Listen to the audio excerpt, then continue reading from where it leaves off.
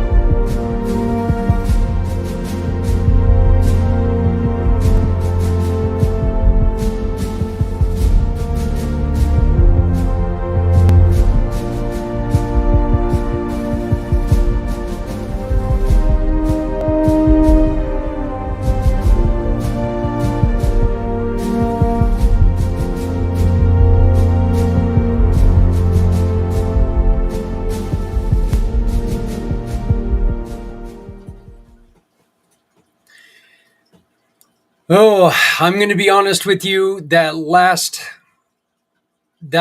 segment was honestly, it's one of the reasons why this is so important to me. Why this is one of my favorite days of the year. Because that explanation of anger and being alone and self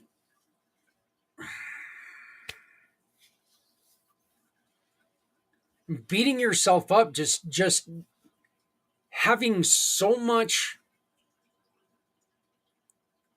self blame and self loathing.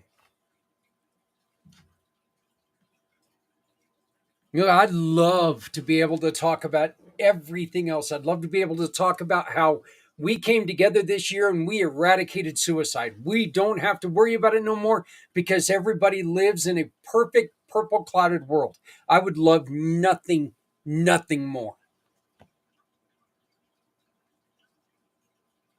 But the truth is, until then, those those of us who have never taken that step towards suicide,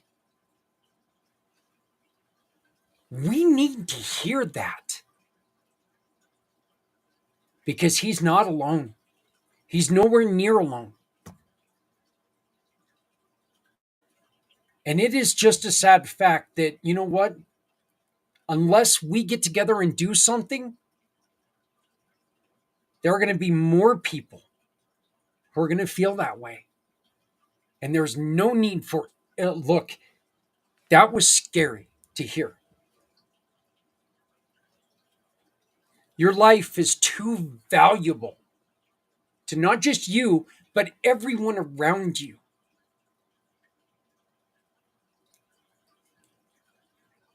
I feel like I can pretty safely say that even one of the other thoughts he had in his head is, what the hell am I doing to my kid? Like he said, look what you've done.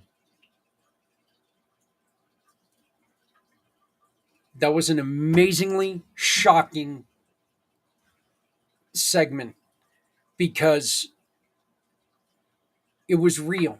I mean, everything that we've done pretty much is real. Every conversation we've had is real. Every conversation we're going to have is real.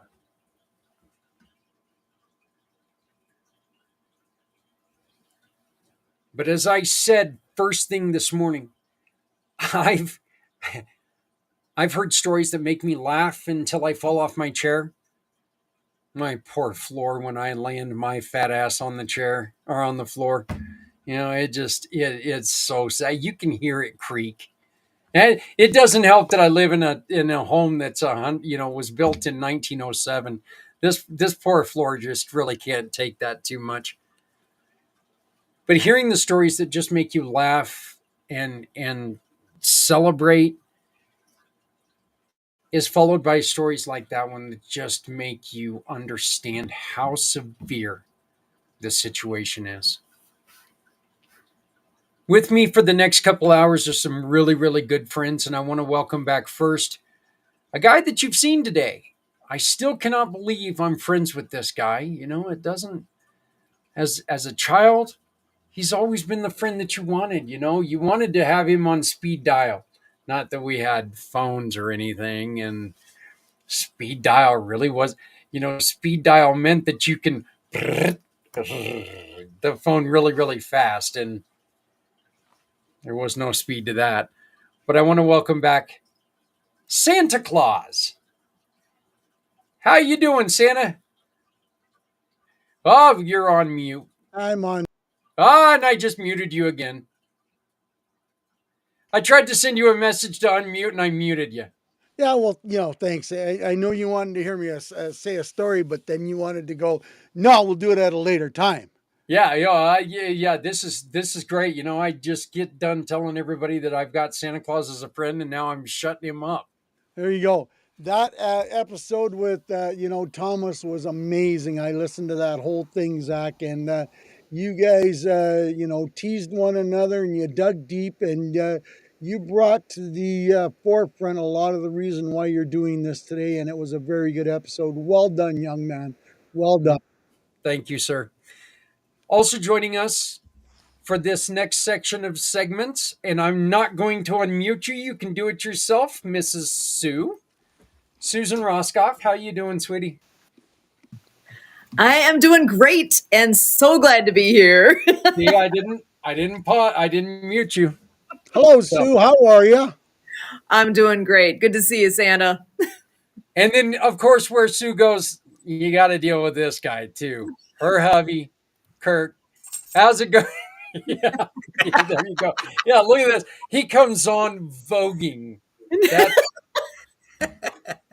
Well, he doesn't get out very often, and he has to. yeah. If I was Sue, I'd keep him in the closet more.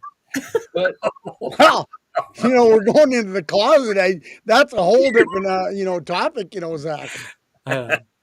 so, I don't know, and thank you so much for that, Santa, because that really was a tough one to get through. That really It was was. tough, and I could see the emotion on both your faces really stretching. yeah, it brings to light, in which, Sue, I'm going to ask you this first because you are here representing another one of our mission partners that deals with these issues in a very, very unique way with Project Die Hard. This is an everyday thing for places like Project Die Hard. It really is. And to the point that I am helping because it blows me away that this is such an issue. It shouldn't be, but it is. It has been for a long time. It's not getting any better. And unless we do something different and do what we should be doing to provide hope for our veterans, it's just going to continue as it has been. And we got to turn it around. Kurt, how much of this has to do with we've just become irresponsibly hatred towards each other everywhere? We really have. We've become a society of, we're no longer happy with our neighbors. We're no longer friendly with our neighbors. We're pissed because our neighbors voted for the other idiot. Yeah, there's a lot of that, Zach, and for this program, Healthy Heroes, I'll say this is where the heroes are coming through for us, yet again, because the nature of human beings is that we have this tremendous capacity to focus on something and put our attention to something, and we can go down a rabbit hole. So, I'm with a group that we get into Napoleon Hill's writings and the mastermind concept. And right in the book, it says you can mastermind for good and you can mastermind for not good at all. And so you're talking about that not good at all, place that society can mastermind. What this event to me, Zach, is about is to take our heroes, our veterans, our teachers, our first responders, our law enforcement, and to give people all around everywhere a chance to focus on what the human capacity can provide.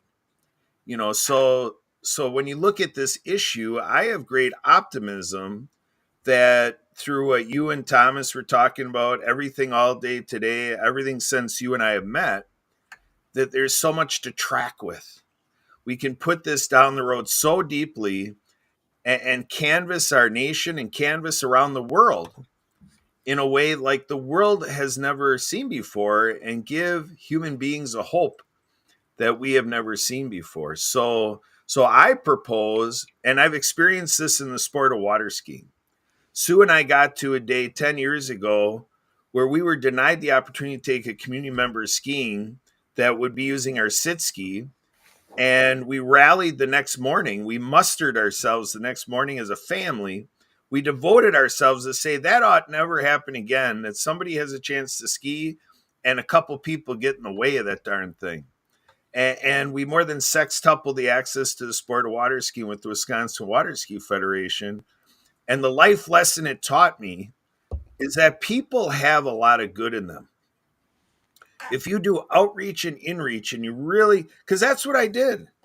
I went around and I talked to my water skiers and I said, this is what Sue and I are thinking. What about you? I'm like, let's write a story. What does this story look like to you? And that's what we did. We had 5 of us that grew to 12, that grew to 20. And those 20 people told me we had to do a train the trainer. We had a 2-day event with 80 people. The 80 of us went to our own home bases around the state of Wisconsin, Rockford, Illinois, and the thing blew up to thousands that the Wisconsin Water Ski Federation serves. 33 home bases for the different clubs and organizations. To me, this is what I want to do in the veteran community. I want to turn on for hundreds of millions of people in the United States of America and wherever this will radiate around the world. You know, I'm U.S. chair of the Impactful Veterans Network for Spirit of the Game, a global organization. And we're talking to people over in the Philippines and stuff like that for Project iHeart out of, Paducah, Kentucky and McCann, Illinois. Zach, you are keeping us on the right track, and Community Pay It Forward and all the support is all the people you brought to the show. The universe is bringing us the team. I mean, Santa, the most marketable character on the planet. I mean, come on, game over, folks. We're in a new day. It's right here, right now. That's it. We win. We got Santa. That's exactly. we win. Santa, what do we need to do to really wake up and realize that, you know what, we don't need to live like this?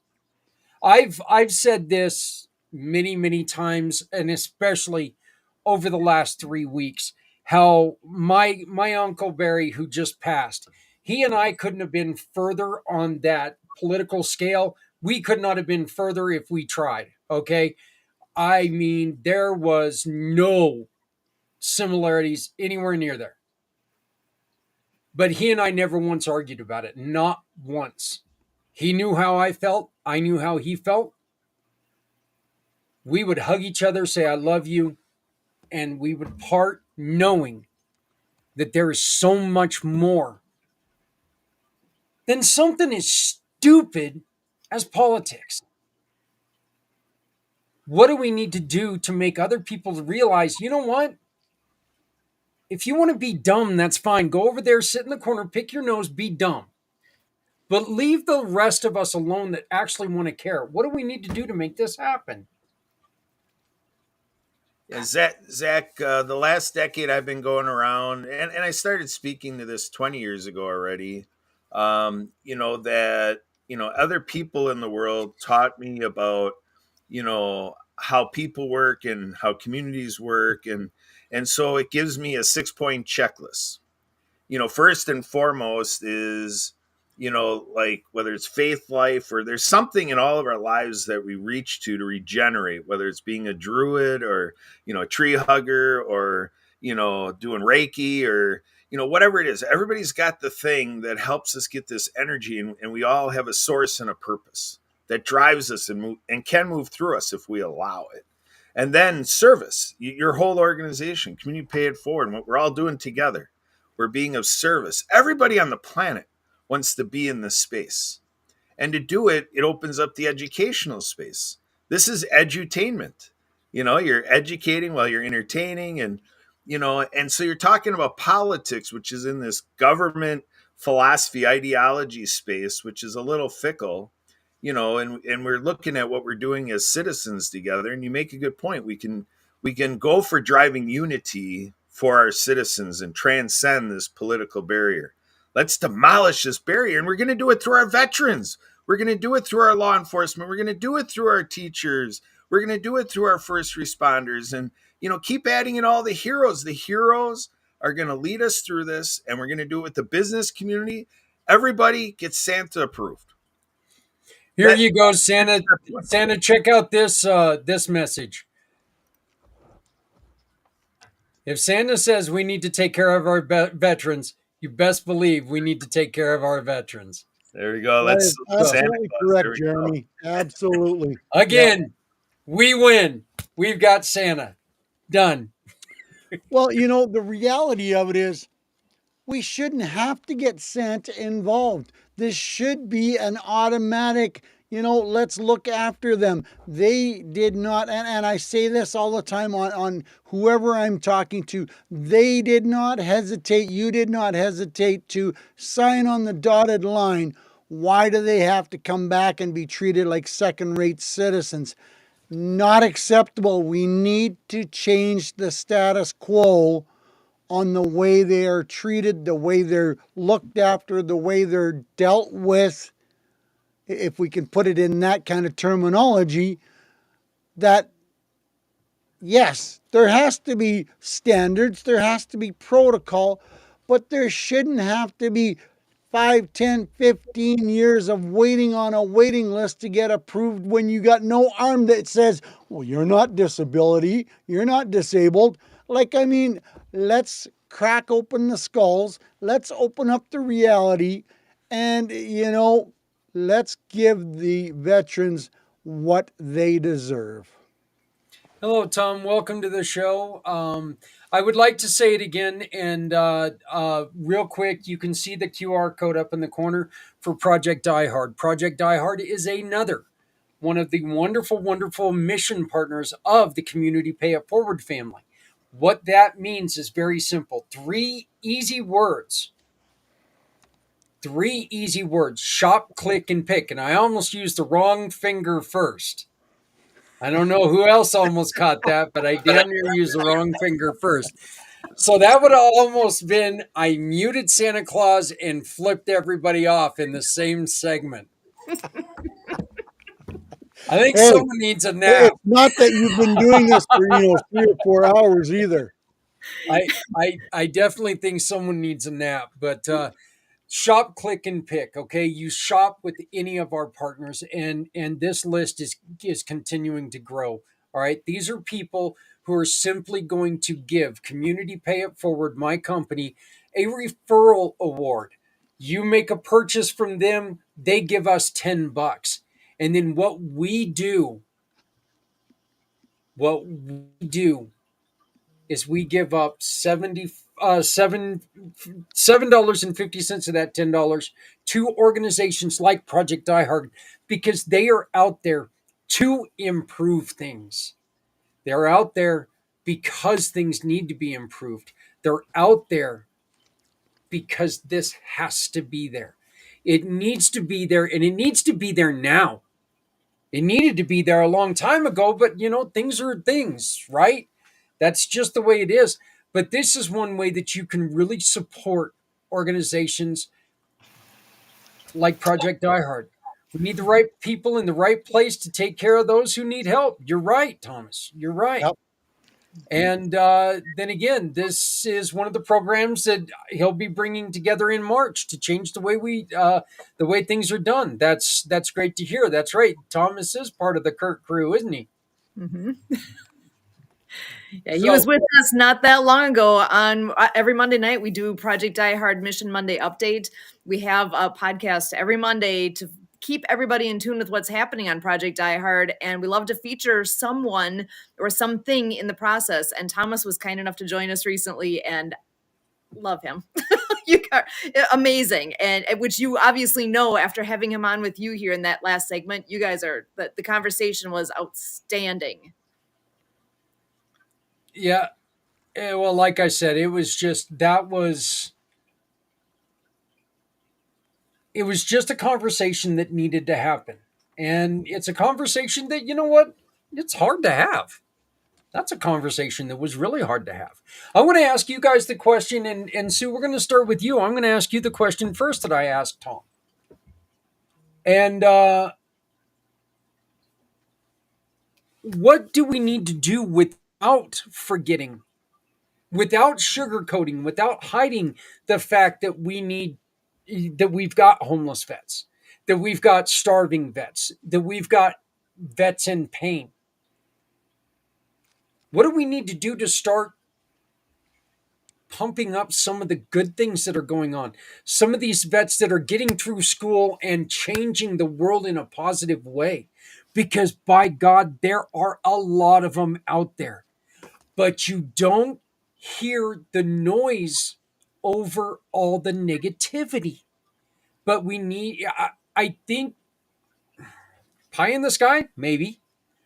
But if we blow that horn and we start telling people about them, is that going to help, Sue?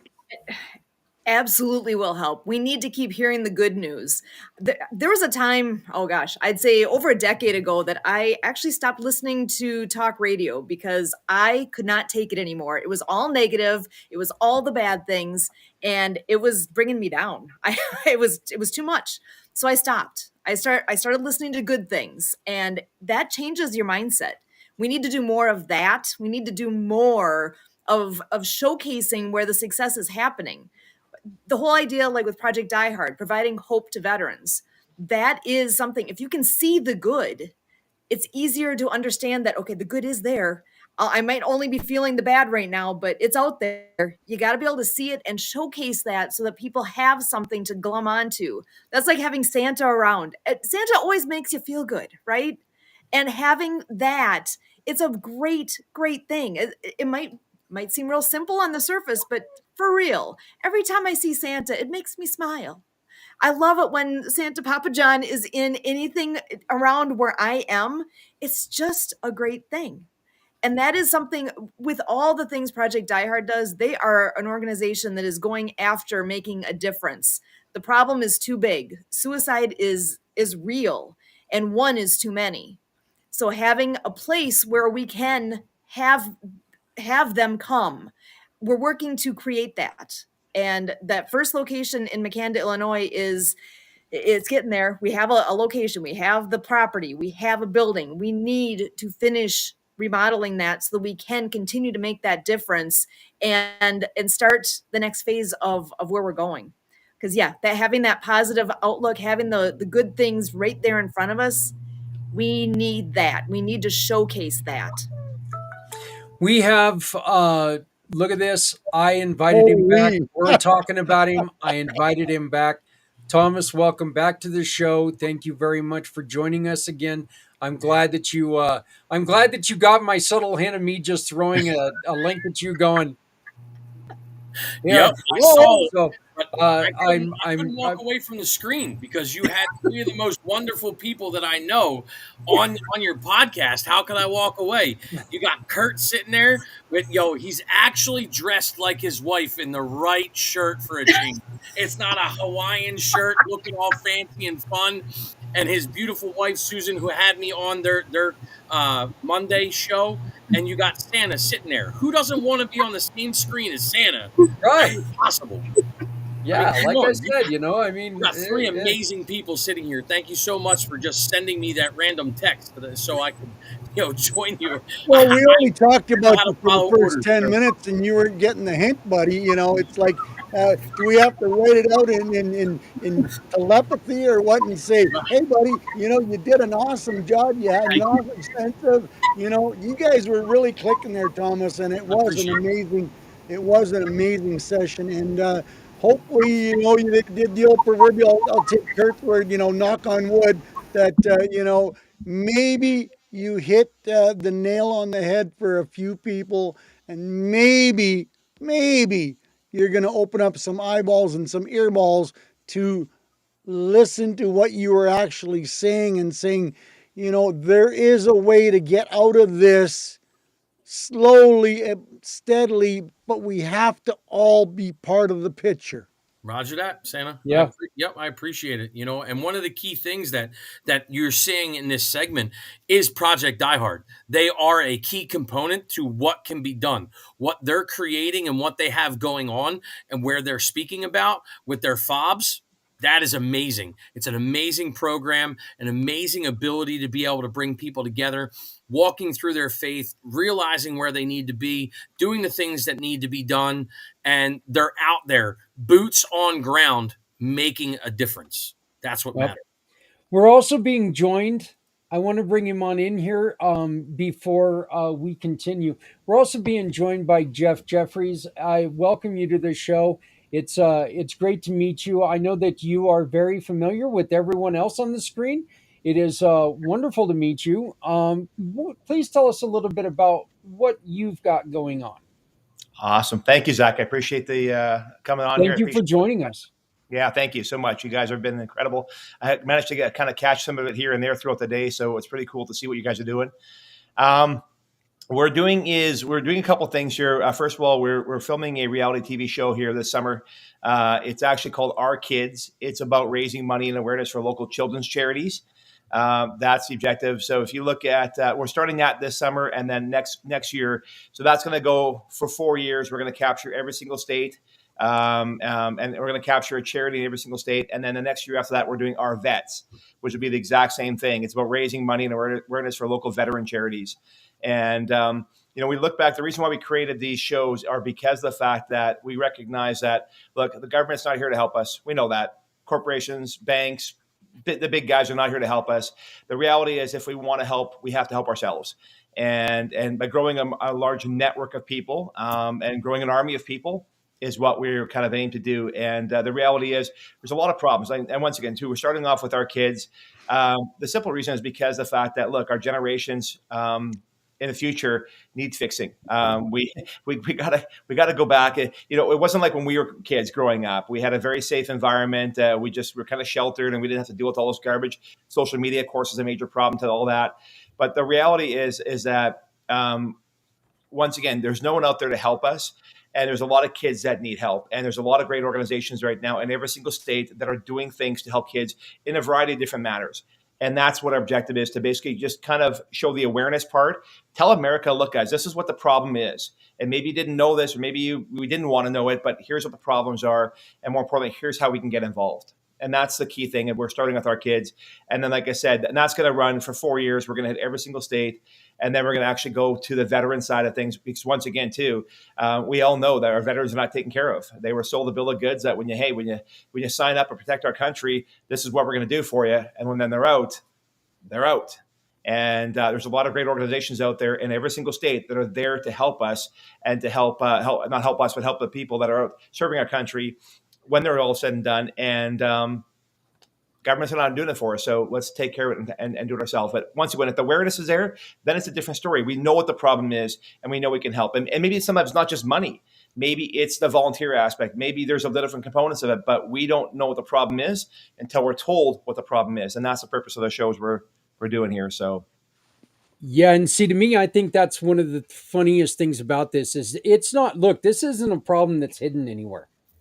It's not like this is something that's locked away in a safe and only a few people know about it. And not only that, it's pretty apparent on what needs to get done. And Jeff, you're right. And one of the reasons why we say no one needs to go it alone when we all come together is because you're right. The government's not going to come running saving our asses. They're not going to do it. Yep. Without this thing that fits in their pockets being lathered first, it's not a problem. If if it doesn't fatten their wallet, it's not a problem. Okay. Yeah. And Santa, get the call ready because I'm going to say something. So get the call ready. One of the things I like to, one of the things that I love about what you're doing, Jeff, is I have a statement that I love to say, and it's, I love my kids. Yours, not so much, but every kid deserves a chance. Yeah. Because every kid is going to fail unless we give them a chance. Yeah. We hear so often how, these kids today, they don't know how to work. What the hell were people saying when we were younger? The exact same thing until we asked them to help. Yeah. But Zach, it comes down to that famous C word, communication. Yes. And there seems to be a lot of deaf ears and a lot of flapping mouths that nobody's saying the right thing. And more importantly, nobody's listening. So how do we change that narrative? One person, unfortunately, it could come down to one person at a time. But with what Jeff is doing and Thomas is doing, and of course Kurt and Sue, we can maybe change that to maybe 5 a day, but still that's a lot of brain cells that we have to change so that they understand that there is a bigger story out there that maybe they don't want to understand, maybe they don't care about, and maybe they don't really want to know. But the fact is, they need to know, they need to understand. I don't know if it's just me, but maybe I don't. I heard you introduce Jeff, but what is it that you're doing, Jeff, and bringing to light about the kids? We're an independent TV production company, and we're basically producing reality TV shows There we go. and that have a community based concept. Like we want to serve our Awesome. community. It's not about creating the next Jersey Shore or the next whatever. That's that we don't need that type of stuff. We Right. need community. We need communication. We need education, and more importantly, we need to bring our people together. That's And amazing. yeah, so we're starting off with our kids because that's once again an immediate need. So let me back up. They're all immediate needs. They absolutely are. But by starting off with the our kids component is, look, everybody can say, well, oh yeah, maybe I don't have kids, and maybe it's like, well, I don't care, I don't have kids. Well, you do, because at the end of the day, you're an uncle and aunt, or you have friends that have kids. Everybody in our life has got kids, and even if you are unfortunately are not blessed to have kids in your lives, here's what's going to happen: is you walk outside and you find your car is stolen. There's a chance that it was stolen by a kid. Okay, and that kid could have been in a better situation, because once again, there's charities and organizations out there that help our kids, that do things for them, get them off the streets, get them off drugs, get them out of gangs, help them with to not be trafficked, all kinds of stuff that's going on right now. And that's what these charities do. But they lack the resources financially, and they lack the resources of us as a community. And that's the whole thing. It's about knowledge and knowing what the problems are. So anybody who ever comes out and says that, hey, that doesn't affect me, I don't have kids, it does affect you, because these kids are also going to be our future generations, taking care of us as we get older as well too. So we got to dig down deep, figure out what we got to do, help them out. And it's all about exactly what Santa Claus said. It was communication, it's education. And you know what? And sometimes it's not a lot of money as well too. Some of these organizations, there's a great organization in Las Vegas that I talked to. And so what they do is, they're part of all the kids are part of the food program for breakfast and lunch. They get taken care of through the school system. But Friday lunchtime till Monday morning is one of the last meals they have, because they're going home to either it's delinquent families or parents, or maybe they just can't afford it. Whatever the situation is, those kids are going hungry. So what they're doing is they're serving kids literally, and they're bringing a bag of food to them at lunchtime, or at least 1 o'clock on Friday. And that's enough substance to keep them alive till Monday. Right. Can you imagine that happens in America? Like, think about that. Yeah. But once again, the problem is they're only able to service 15 to 20% of the kids, and they've been around for a very long time. And I asked the director at the time, I said, just out of curiosity, how much is it? He says $20 to feed a kid for a month. I'm like, it's $5 a week, and you can't find people. He goes, we don't have the network, we don't have the people, we don't have the education there. And so imagine now we tell America that, okay, I can't remember exactly what the number is now, but let's say there's 20,000 kids that are going home hungry on the weekends. We need 20,000 people in all of America can come up with $20 a month. That's skipping our Starbucks or whatever you're doing, your fancy coffees for a couple times, or skipping one meal, like for like a fast food restaurant or something like that. That's $20. And we can feed our kids in one community. And that's what it's about, is just going down. And it doesn't matter what the situation is. There are organizations that are always needing help. And so what we're doing is every single week, we're going to a different state. We're going to identify local children's charity. We're going to basically, as a group, and I won't tell the whole strategy behind it, but there's a group of people we've got social influencers attached. We've got celebrities attached, and we're coming together and we're finding what that charity needs. We do an immediate fundraising opportunity right there and then that week to help them raise immediate capital. And then, of course, what happens on the show, we show the show. And then on top of that, we have a call to action there. It's like, look, if you guys want to help support this charity, this is how you help them out. It's either financial, or it's maybe down the road, it might be somebody clothes. It's like, here's where you can send your clothes to. Here's where you can send your whatever it might do, or just volunteer. But no, great information. I'm just glad that's why I asked, because I wanted to, to hear exactly what it was to know it. I mean, Zach does an amazing job in taking care of all of us and getting our words out there. But as I was coming on and you were being introduced, I might have been in between them explaining exactly what it was that you did. So I wanted to get Yeah. that out there. I can see Kurt wants to say something. Gee, Kurt always. Oh, never mind. Hey, Kurt. Right. Yeah, you guys are talking about how to get it out there. You already acknowledged that Santa threw us all in a pot and said we're all coming together to get this out there. And this has been my passion of the decade is, at this point, 20 years, running in nonprofit space and on these community issues and looking at collective impact. I've always felt we've needed a clearinghouse for all the do-gooders, all the good news networks, and we find a lot out there. I mean, there are a lot of people out and around, trying to really flood this space. So we just got to keep riding this wave and keep taking it to its fullest and most complete conclusion. I mean, so we're talking the television industry, there's the film industry. We're working also with Bravehearts TV out of Chicago. With Project Die Hard, we have the Disability Channel is partnered with us. So my hope is that we reshape the whole media industry in its entirety. And Zach, Pack Channel and community impact and all the programs you're developing. To me, this is the But future. We're riding the wait, wave of the future right here. are you on the proverbial edge of the cliff looking at the bigger picture going, is it actually a food problem for these starving children? Or is it an education problem for the parents to say, hey, maybe don't drop that last $25 into that slot machine or that pack of cigarettes. How about feeding your children for the weekend? Yeah. Is that society education problem that needs to be addressed? And Yeah. that is part of the bigger picture. 100%. It's actually it's all of that because and that's one thing. Like our whole thing always is about raising awareness and money, right? The money helps, but it's the awareness part. If we just kind of start ingraining in people's brains that hey, here's a problem, here's a problem, here's a problem, and here's how to fix that problem. It's once again the educational piece, and it's not just that as maybe as a parent realizing, man, I did. Maybe it's that we're hoping to create the show that creates that conversation with also families. Where I'm blessed. I've got a 12-year-old and a 15-year-old, and I'm blessed. I think I've got a very good open relationship with them. We can talk about things that I'm in tune with when they're not. When they're not doing well, and we can talk about what those needs are. And I don't think that most parents have that ability with their kids. And once again, a lot of it is, social media and it's the culture we have around us. But maybe that's what it is. Maybe the show, maybe that's what that one TV show that brings families into the living room together to watch together to maybe create that conversation.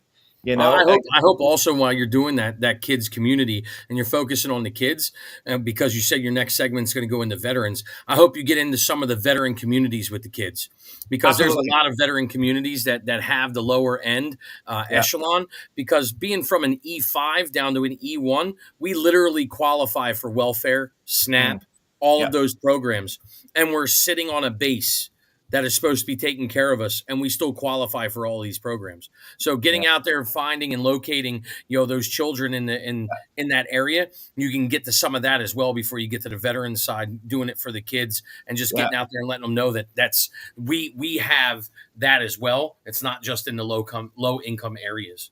Yeah. No, I'm glad you said that actually, because one of the charities we're working or trying to work with right now, we actually just started the communication process with them. Hopefully have a Zoom with them this week, but it's our military kids.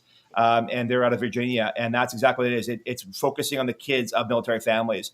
Yeah. So that's the thing is every single episode, we want to cover off a different issue. And a lot of times it's an issue that is not just that area. It's not just that state that has an issue. They all have that issue. Right. But it's just bringing to light those organizations. And once again, that's the educational piece is very important. And what also we're trying to do as well too is wake up America enough that, okay, so maybe you're sitting in Fargo, North Dakota, and you didn't realize that, there's kids going home hungry on the weekends because the school system. We're also going, wait a second here. Maybe is that a problem here at home? If it is, here's the organization in Las Vegas. Contact them. They're going to give you the blueprint on doing what they're doing in your state or in your city or in your town. And that's what it's also about. It's just, there's so much awareness part, there's so much educational part. And that's the purpose of the show, is just to get people to literally just shake it loose and go, let's get involved. That's the big thing about it. So very cool. Oh, it's I great. was just waving hi to Bridget. Me too. Yeah. Oh, okay, good. Hey, let me ask you this, Jeff. And this is one of the questions I love to ask nonprofits, because we all know money's king. Okay, you've already said the $20 a month. All right, which is astonishing. It's that low, Yep. and it's an easy. It seems like it would be an easier fix than it is. But what else can we do to further this along? What else is needed? Like, if there are people out there who, you know what, hey, let's, it's astonishing low, but let's be honest right now, $20 a month to some families is, Yep. yeah, Yeah. Can make a difference. yeah, Do you know what's powerful is, when you look at America, the amount of open communication we have is astronomical. Everyone's got podcasts. Look what we're on today. Okay. We're not owned by a network, right? Everybody's got a voice on social media. Everyone's got a voice. And Mhm. that's what it is. It's the education part, giving everybody a voice. So even if you've got 100 people on Facebook, great. Get behind that local community and just tell people there's a problem. So you're absolutely right. To a lot of people, $20 is a lot of money. But can you at least just drop it on social media and say, hey guys, here's a great organization here. They're looking for $20 a month from you, to help feeding your kids in our community. Maybe that's what it is. It's once again, that's the awareness part. It's always raising money and awareness. Awareness, I can't emphasize, is I would say almost more important than money, because the way we do things as a TV show as well too. Now we're a so-called for-profit venture as a studio, but money's the byproduct of our service. That's what it is. So if everyone else can be out there for service, money we make on our side is the byproduct of what we're doing as a community. And if everyone had that concept, instead of saying, what's in it for me? How do I make money at this? It's not about that. It's okay, what can I do to help somebody else? And if you happen to get monetized afterwards, great. And the best part about it is, as a TV studio, we want to be monetized. We want to make money, because that's going to allow us to put it to the next projects, which is going to be the ArtNets, which is going to be, we've got so many different shows out there that are based around real people. We're not taking celebrities. We're not trying to, show what the next celebrity is doing in their, their family vacation, whatever the case might be. It's about the real people. And that's why we also utilize social influencers, is because they're real people. They have a real following of real people. So the awareness part is so powerful. And that's what it is, just getting awareness out there. The awareness that you're talking about is great, because Susan and Kurt do the same thing in their program. What they do for Project Die Hard, like you see up in the corner, don't forget that QR code's there. But getting the awareness that they take to the information highways that you're talking about, because Kurt is all over social media, networking, doing things, talking about Project Die Hard, getting out there. Susan's putting out the podcast, doing those things, getting those things done. That's the important side of where they're getting their awareness out, because this project literally does so much for the veterans on every level and every aspect, from the individual to the family, to getting them where they need to be, the transition, getting them moving forward. So, the way that you're talking about doing this and interviewing and getting the kids out there, when you get into the veteran side, I hope you come back to and double tap on Zach and get involved in these organizations that he's talking about. Sounds phenomenal. Yeah. And see, Jeff, the one thing that I do, I agree with you, because we're also a for-profit company. Community Pay It Forward is a for-profit company. I do that because, you know what? I can support more organizations being a for-profit company than 100%. I can as a nonprofit. They cannot tell me, no, you cannot support Project Die Hard and Chris P's Pig Rescue. Right. Yeah. They can't tell me that, because, oh, yes, I can. I can. That's the way rules are set up. But we tell people, I love to give this example, okay? I've got one thing on my bucket list. I'm kind of a boring guy with this, all right? No, you don't. You got at least 3 or 4. And and my bucket list is very simply, I want to take my kids, my grandkids, and I'd love to go on the European Castle tour. There you go. Okay?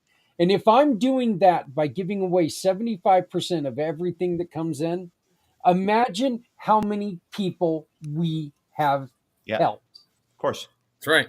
You know, and it's really quite that simple. It's not about, oh, imagine how much money we've had to make. No, how many people we have helped.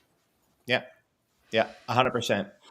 No, it's, but once again, too, that's where it goes about the awareness part. It's about creating, and I always say it's creating the army of people. You know, we all have. You know, here's the thing: is kids. We all have kids in our lives. Yes. Veterans. We all have veterans in our lives, and whether you don't realize, maybe you don't even know somebody, the reality is you are where you are because of what the veterans have done for our country, Yeah. right? So that's the key. So anyone can say, "Oh, what have they done for me?"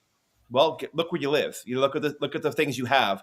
You know, you wouldn't have Look these at types the freedom you're enjoying. That's right. 100%. That's right. And that's where the awareness part goes again. It's just, you know, the awareness part is, and you know, and part of, and once again, one of the cool things about the show is as well too, is that we get to talk to veterans of what it means to them for them to serving. More importantly, what does it mean? What happened to them when they came back home? What kind of treatment did they get? And more importantly, it's just, you know, the why. Why did you do this? And you'll start hearing about their stories. And it's like, I talked to a few people. I've got a really good friend of mine who served for 20 years in Las Vegas. And he actually doesn't want to talk about all the stories because some things are just really too tough to talk about, you know, and that's something we should be talking about, you know? So that's the whole thing. It's just about communicate, getting awareness out there, getting people involved, and just having the discussion, because we can't rely on the media to do this for us because there's an agenda somewhere else there. Our agenda is one thing: build a network, build a massive army of people, and we take care of our own.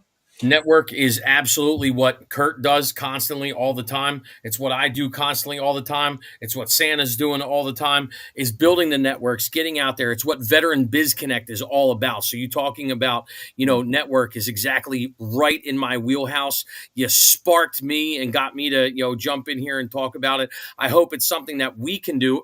Networking, Jeffrey, that we can talk about after this. You know, I'd love to get connected with you and talk about where you're going and who you need to get connected with and all that in the veteran world, because it's all I do. It's everything I do. It's where I love to be. Zach knows it. Kurt knows it. Yep. You know, Santa knows it. It's where I live, dedicate, and provide all of my time, you know, along those lines.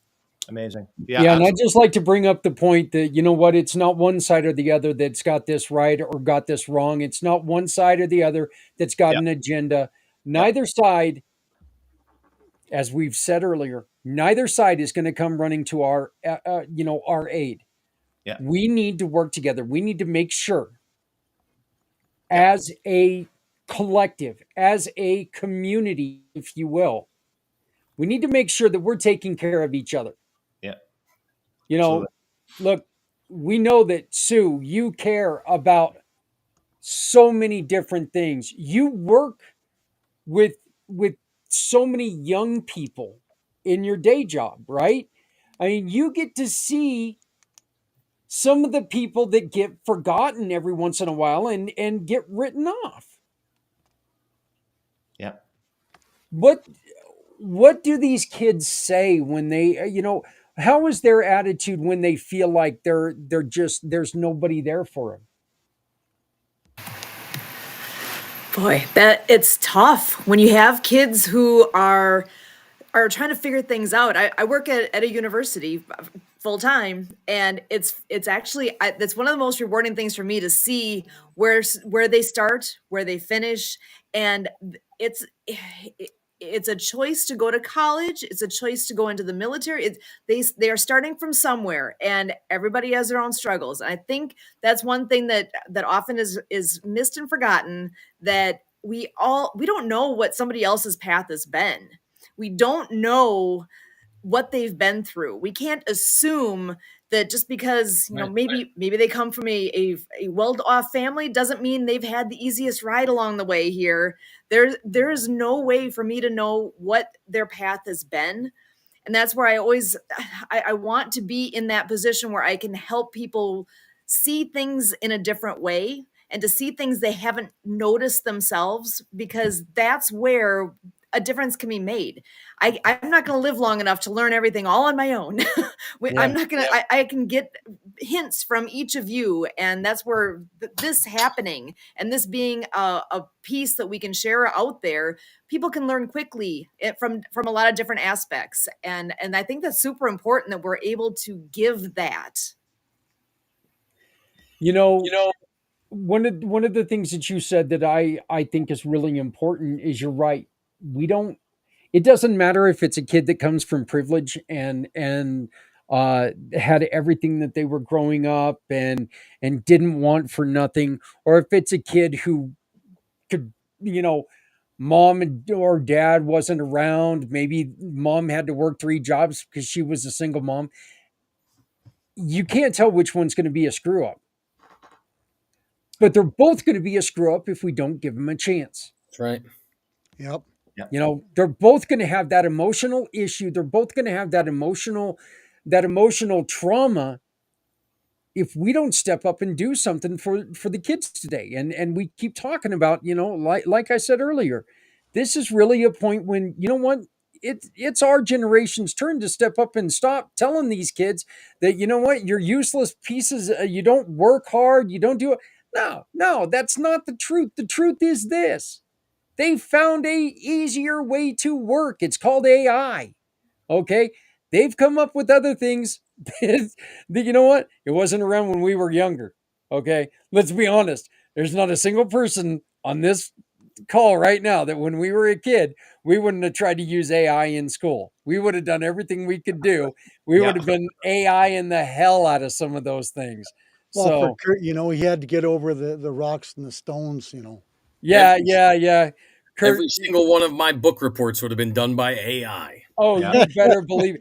You know what, though, Thomas? I probably would have screwed up and still turned in. I would have asked it to read the wrong damn book. So How do you use AI, in Kurt's case where you have to chisel the stone to write the page? Oh man. Yeah. Kurt's excuse would have been the Brontosaurus ate my homework. Yeah, right. I love how Santa's calling you older. Yeah, right. That It's is- Our form of Said AI. one shoulders, Thomas. Thomas, we got to gang up on him. He hasn't introduced us to Jeffrey before. So, that sounds like Jeffrey for both of us could be a good connection that we need to spend a little bit of time with Jeff. Absolutely. So Santa's trying to avoid picking on anybody else, so he picks on Kurt. Can't the do truth that is 'cause he's that- ready to fall asleep. Yeah, the truth is, Kurt's a great guy. Okay, He's a great guy. He's just so damn easy to pick on. I'm like a tree, I'm like a fruit tree. Keep picking. So, I could say something, but I think yeah. It's not that kind of podcast, Santa. I don't know the way things are going. Maybe in an hour or two, but right now we're going to try to keep it friendly. Absolutely. Hey guys, we need to take like a real quick 5-minute break. I don't know, nature and that whole thing. So I've got a video here on a couple of the ways that people are finding help in a couple of the different procedures that are out there. Okay. What's right for you is not right for me. We need to understand that.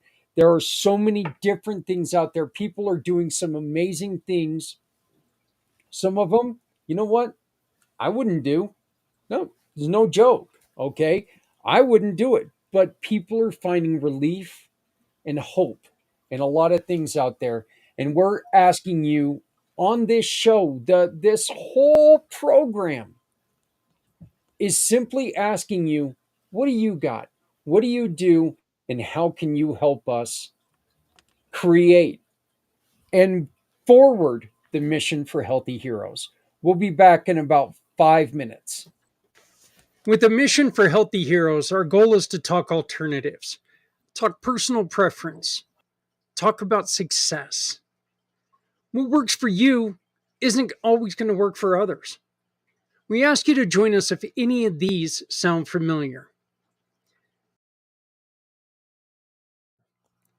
Do you run activity programs?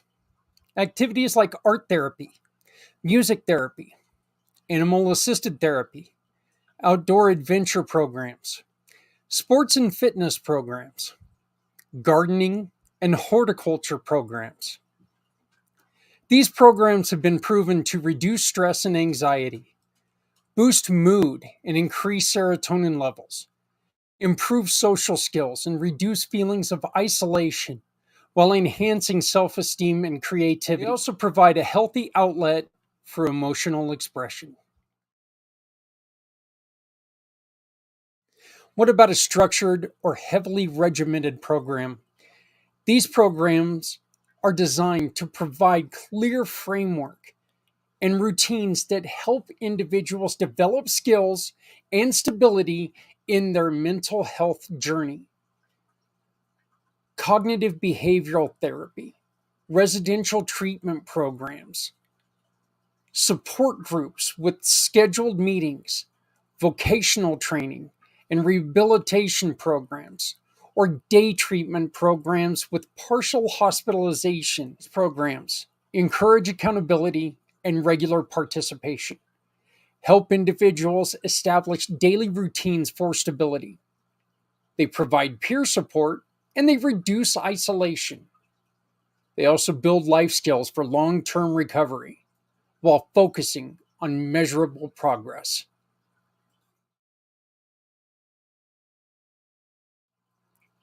This next one comes with its fair share of controversy. Safe, controlled psychedelic treatments.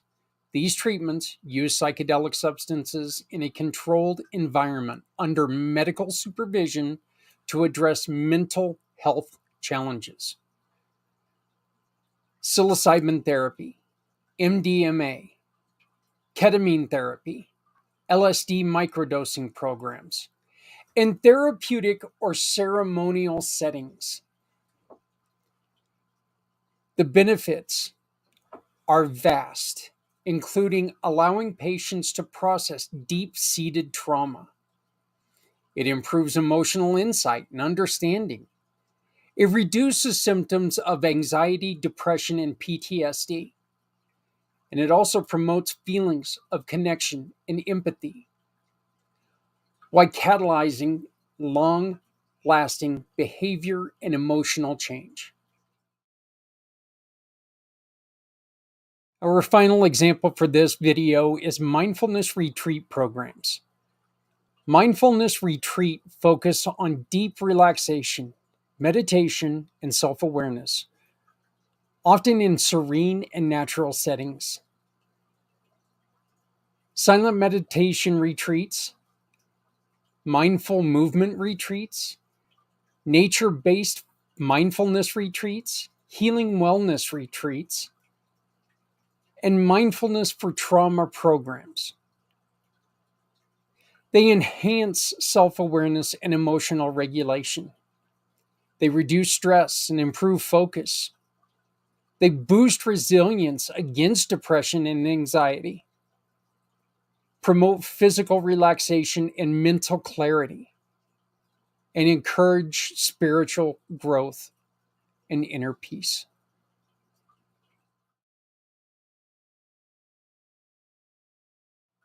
Is there something missing from this list?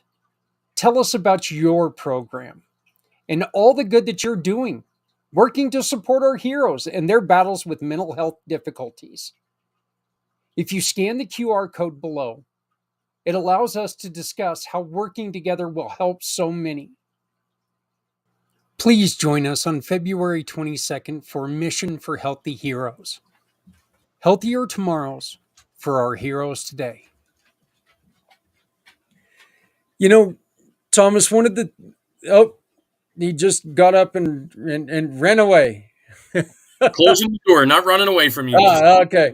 Thomas, one of the things that I talked about in that video that I would really like to ask you about is, and you mentioned this in our one-on-one conversation, and please, if anybody's got questions for anyone, we lost our Santa Claus, but if anybody has any questions for anyone, please feel free to ask. When I was doing this study, there was talk about ketamine treatments. Mm-hmm. That's something that you were treated, they were giving you. Do you see that as a possibility for good for others, and it just wasn't right for you? Am I off on that? Because I really do think that, you know what, like I said earlier, it it's not for me. If it worked for you, you be you. Zach, I'm going to be 1,000% transparent and honest with you. Every single thing that didn't work for me doesn't mean it doesn't work for my neighbor. Everything that did work for me doesn't mean that Kurt isn't going to have adverse reactions to it. It's just different makeups for different people. So if you're not open and willing to try it and go down it, you're never going to know if it helps. I was so scared when they offered and started me on those ketamine infusions. Man, the first time that it happened, I was like, whoa. Yeah. Yes, did the pain go away? But as soon as the infusion was over, it came right back. I wasn't one that got long-lasting, benefits from that. So it's just the makeup. While I had it going on, I felt great. I wasn't there. I was in a different place, all that good stuff. But as soon as the infusion stopped, pain came right back. Yeah, see, one of the things that I tried to make sure that we talk about is, everything that I talked about was in a controlled, in a controlled environment. We're not talking about people just taking and grabbing silly, hello, donkey. What is going on? What the hell? I want attention, Dad. Yeah, That's what's going no on. kidding. So He heard us talking about kids with Jeffrey, and he said, "Well, I'm your kid." yeah. He's like, Yeah. don't forget me. Yep. So yeah, no, and I got the other one that's probably going to come hopping up here too. But They've been hopping in behind you the whole time. oh yeah. But I really think that the control is important for anything and everything. Yeah. Look, there's a lot of talk, and some of the statements that I saw when I was doing all of this, all of these studies are, this is not addictive. And all I want to say is, you're out of your damn mind. Aspirin can be addictive. Kurt, am I wrong? That's right. I'm actually asking you a question, not just making fun of you. So aspirin being addictive, you can have an intolerance of pain and you like what it does, you keep reaching for it, getting dependent on aspirin. Absolutely. Yeah, I guess you must like those cramping stomach, pains, and that's just me. But yeah, and where psilocybin is something I wouldn't touch, but the THC gummies, I love the way that they made my head not hurt anymore. I love the fact that I was able to get a night's sleep with them. Of course, I can't take them because then I want to sleep all damn day the next day. I'm terrible with that though. Oh, Jeff, you got to get going. I apologize, guys. I gotta go. Hey, Thank you Jeff, so much. give us any last words that you got, my friend. I'm sort of catching up. Yeah, I got to bolt to the next webinar here, but I think what you guys are doing is awesome, is incredible. I'm very happy that I could be here with you guys. It's exciting that what everyone's doing, and I'm excited that what we can do is, the networking part is massive. As Thomas said as well too, the networking part is huge. So I'm looking forward to connecting with everybody here again. Obviously, Kurt and Sue know how to get hold of me very easily. Zach, you got my information. Thomas, please get my information from any one of them as well, and let's talk, because there's a lot of big things we can talk about that we can keep pushing here. So bless you guys. I appreciate everything you're doing, and we'll see you soon. Okay. God bless. All Be right. safe, Jeff. Sounds good. Thank you, Jeff. Yeah, I'm Thanks, looking forward. Jeff and I had a little bit of a conversation about how he and I may be able to work together as part of the Community Pay It Forward program. So I'm really looking forward to that. But thank you, Jeff, for coming. Thank you for being here. And thank you for being part of the 2025.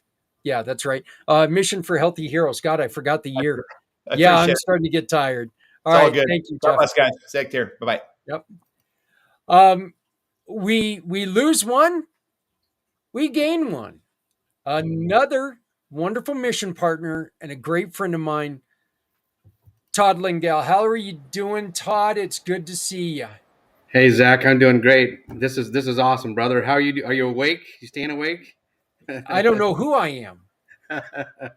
Yeah, no, I'm doing okay right now. Neck's a little stiff, but that is what it is.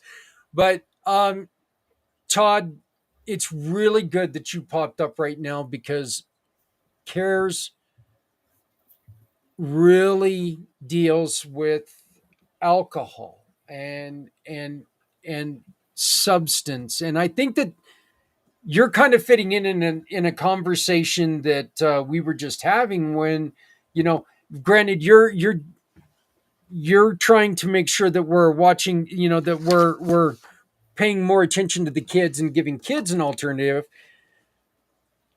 but we do still have that to where, you know, look, this is stuff that I guess ethically it may not be good, but you know, this is some of this stuff, the ketamine, I don't know if it'd be good for kids or not, but what's your thought on that? Well, kids today, they're out there trying anything and everything. And I tell kids just to be smart about things, like my mom and sister, they didn't have a choice. When I was 3, they were killed by the drunk driver, And when I talk to the kids, it's like, just be smart. And the biggest thing is for them not to be afraid to call for and ask for help. There's a lot of kids out there that their parents, they're thinking, man, my parents are going to kill me if I call them. So they don't even call their parents if they're in trouble. And so that's one of the things that I try to portray to the kids. It's like, it doesn't matter where you're at, what you've done, because you know what? We've all been teenagers. We've all made mistakes. We've all been in bad spots, but don't be afraid to call. And that's why I share my personal cell phone number with everybody when I call, or when I talk to them, so they can call me if they need something. Now I tell them, there's going to be I'll be the buffer between you and your parents, but I mean, there's consequences for your actions. So they're like, oh yeah, we know that. So, you know, um, so that's kind of what I portray and get across to the kids. And one of the things I really do talk about, and it's a big controversy out there, is marijuana addictive. I went to probably 50 different pot shops. Maybe back in our day, when the marijuana was just a plant and you took it off, whatever, 5% THC. Well, now it is addictive. They're adding the different things to them, and to make it addictive, it's called dabbing. It reminds me of a little a jar of boogers. It's what it reminds me of. if you jarred your boogers up, and they'll take that, and that can be up to 95% THC, and that's frying a kid's brains. Yeah, yeah, it, yeah, THC was one of them that I saw in the report. That, it's not addictive, and I'm like, yeah, you're full of shit. Yeah. Just to try to put it politely, you're wrong. But like I said, you can be addicted to anything. You really can. You can be addicted to, look, gambling. There's porn addictions. There's so many. It's addiction is not. It's not. It's a feeling, Zach. Yeah. It's a feeling of the need, the feeling of the feeling, and it's the feeling of, I don't want my life without this. This is what it is. So, hey, just also joining us now, and Jesse, I'm sorry I had to mute you, brother. I'm going to need you to unmute yourself. But joining us now is Jesse Moore. Jesse, welcome to the conversation. Oh, of course, I muted him on his cell phone, so it's going to make it hard on him. There, I hope that helps. Okay. There, we got you. Jesse, how are you doing? Good. How you doing, everybody? Doing good, doing good. You familiar with everybody here, or? Yes, I know Kurt. Oh, you know Kurt, you know enough. And I just met you today, so that's a good thing. Yep. That's a good thing. Jesse, we just had Todd who joined us. Todd founded his CARES Foundation after he lost his mom and his sister in a drunk driving incident. I hate using accident. I really do. I don't believe in accident is the pepper shaker lid coming off because you put it on sideways. You drink too much. That's not an accident. That's a choice. Jesse, can you tell us a little bit about yourself, please? Okay. I am the co-founder and a co-creator of the Veterans First Initiative, a something that was put together to meet the needs of veterans. Um, this was created with another veteran named Angie Tournay, who was a female veteran. And so, in our conversation, I asked her about the things, the challenges that veterans are having. And so, she shared some things with me, and so we both came up with what is called the Veterans First Initiative. I'm also the planning strategist for FANA, which stands for People for a New America, and just looking to do some things to make a difference in the lives of people. Sounds a lot like a conversation we've been having for the last, what, 20? I guess it hasn't been 20. Damn. I was trying to get out of this a little early. Past couple teen hours, we'll just say teen type hours. But so, Jesse, what are some of the things that you're doing to try to make a difference in people's lives? Okay, well, right now we are partnering with a team of people. One of the areas that we're focusing on is to provide a gift card to be able to help veterans in need of food, in need of clothing. And so, with Kurt and from the music festival that we did, we have been coming in contact with various individuals who have expressed their interest to join us, in this effort. And so one of the focuses is the gift card that um, we will be able to work with various partners from people such as Walmart, Target, Kroger, Amazon, just nationwide uh, organizations or companies that would want to partner with us to be able to create this gift card to be able to help veterans and provide something for them in an expedient manner. And so that's our one of our target things that we're going to be doing within the first 1 to 3 years. We are also in the process of planning a telethon for May 3rd, which is going to be utilized to help money toward the gift card, also to help the Disability Channel, which is working with Jay Stone out of Toronto, and also with a project that Kurt is involved in Illinois. Jesse, I'm going to ask you a question, and it's because it's a question that I get quite often. It's a question that annoys the hell out of me. I'll be honest with you, but I get it all the time because I will ask people if they would help Community Dare to Care by donating, a $5, $10 gift card to, so people can get groceries and people can get fed. And I don't know how many times, every time I ask, well, how do you know they're not going to use it for alcohol? How do you know you're not going to? They're hungry. If they came to me and they asked, there's a reason for that. Look, we're not going to give them cash. All right. That's something I'm opposed to giving them cash. I'm not going to sit there and babysit them as they walk into a Walmart. How often, if ever, do you ever hear that? Well, I'm a deacon at West Kansas Church of God in Christ. Been a deacon for over 30 plus years, and so I encounter situations like that all the time. And so, in certain situations, what I'll do is I will personally take them, whether if it's like, for example, if it's food, I will take them shopping and say, look, I'll give you X amount of dollars. Let's go get something that you would like, and I'll take care of it in that manner.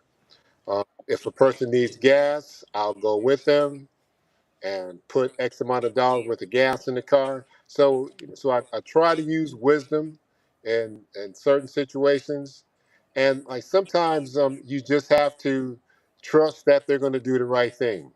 And being a man of faith, I look at this person. This is one of God's children, and so if I was placed in their path to be able to help them, I'm going to be obedient and help them the best way that I can, and trust that they're going to do the right thing with it, because God will give you more to be able to do more. And so sometimes people, if you sincerely want to help people, you're going to help them. Okay, if you don't want to help them, just say, hey, look, I'm not able to do anything. But if you sincerely want to help them, you help them, and you don't worry about it, because God is going to give you more to be able to do it and do some even greater things. So I don't get caught up in that. Okay, that's I'm glad to hear that. I'm thrilled to hear that you're like that, and that it's not something. I like I said, it's one of the questions that really, uh, it actually really upsets me when I hear that. I'm like, you know what? I'm not a babysitter, and the thing is, my mission is to be out here and support people. I want to support people, and that's what we do with Community Dare to Care. We take and we give away food, clothing, housewares. People donate to us, we give it away. We don't sell it. you know I don't like shopping with my wife. I don't like shopping with other people's wives, so we're not going to sell it as they're sitting there doing that. I'm going to say, hey, you know what, if you need it, come get it. If we got it, it's yours. If you can leave a donation, leave a donation. If you can't, don't. It's not that important. We have a saying that it's, if you have an extra hoodie that no longer fits you, put it in your car. Don't take it to a thrift store. Find somebody in the community that's struggling with the elements and put it on their back. Hand it to them. They need it. If you make too much food one night, throw it in the old hillbilly Tupperware. Take it to somebody who's struggling with food. It means absolutely nothing to you, but it means everything, and it could mean their life. We need more people Absolutely. like the 6 people who are on this screen right now to think in that way. That, look, money is important. Money, support, money is all important, but there are so many other ways that we can support each other and support these other programs. Todd, I got a question for you. I almost feel like we skipped over you, and I absolutely did not mean to, but tell me about the experiences you've had dealing with youth who have parents who are maybe deployed. It's one of those things where you see kids that almost they it's almost like you see them with a loss. When I realized my mom and sister were killed when I was older, it's almost like these kids are feeling that loss because they're not really being able to see their parents, especially if it's a parent that is like special forces that don't get to be on a telephone call because they're out in the field all the time. Um, it's just one of those things of being sad, but it's like just remind them that hey, it's gonna be okay. You know, and thank them because their parent is out there fighting for our country, and so and let them know they're a hero. No matter where they're at in location wise, and so make them, I think, feel a part of that, and just don't just go on. Oh, your dad or your mom. Oh, they're in the military. Make them feel special. I think that's where we forget today. Um, and I do this to police officers. You need to thank everybody that's actually helping our country, whether it's here or overseas. And that's uh, something that I see when I'm talking to kids, whether they haven't seen their parent in a year and a half, whichever way. Yeah. Yeah, Irene, we've been talking about that quite a bit, actually, about how, we losing a lot of faith in the government here as well. Well, lost a long time ago, not losing. Yeah. Thomas? Oh, okay. I was just Yeah, going to say hello and welcome from yeah, Tokyo. That's a heck of yeah. a far distance to be watching and being a part of the show. Hey, Thank you you for know what? being here, man. Irene has been with us for 4 years. She started watching the first year, and I'm glad to see that she's joined us now. So, Yeah, it's but great. yeah, Irene's been a follower for quite a while, so I appreciate that. Um, so Jesse, what are some of the things that you really need support with? What can we try to get together as a community and help you do? Obviously, collect some gift cards, but what are some other things that we can do as a community to try to further your efforts? Well, I look at working with organizations that are able to provide services for veterans and that sincerely want to help them. And so I'm looking at building solid relationships. So as veterans contact us, we'll be able to refer them to resources and services so they can get the help that they need. And so we're at the beginning stages of what we're doing, but things are moving at a very rapid pace. And so it's important to have solid partners that we can be able to share the work that they're doing and be able to refer veterans to these services. So we're continuing to meet organizations and continue to build partnerships because there are going to be veterans that we'll come in contact with throughout the United States. And so we want to be able to help them as best as possible. Yeah. Todd, tell me a little bit about the backpacks and how can people help you put these backpacks together? Okay, well, we have a camp this summer, June 6th through the 13th, called Camp Cares. And we're looking for a sponsor for these backpacks. And the camp is for kids that have been affected by drugs or alcohol, and veterans kids that have maybe been affected by suicide or PTSD. We want to be able to help kids. And so these backpacks we want to get are basically like kids that play in football bowl games. They get like a goodie bag. That's what we're trying to do for these kids. So our theme is Survivor, like the TV show for the camp. And so we want to put like a flashlight and a space blanket and maybe a book. It's just a survival for life that we're kind of putting that bag together. We're going to show the kids that very first of the week, and that's what they'll get at the end of the week as long as they complete the week. And so Camp Cares, it's all about the kids. We're going to do some counseling in the morning and afternoon. And I say counseling, it's kind of a broad thing because we're going to go like off a topic like anger. Talk about anger. The afternoon we do like a group discussion on what they thought they learned and that type of a thing. And anyway, anybody can help. It's going to help the kids, both veterans and non-veterans, and we just want to be able to give back that way. Well, I think, look, I like the concept because I know that my kids loved camping.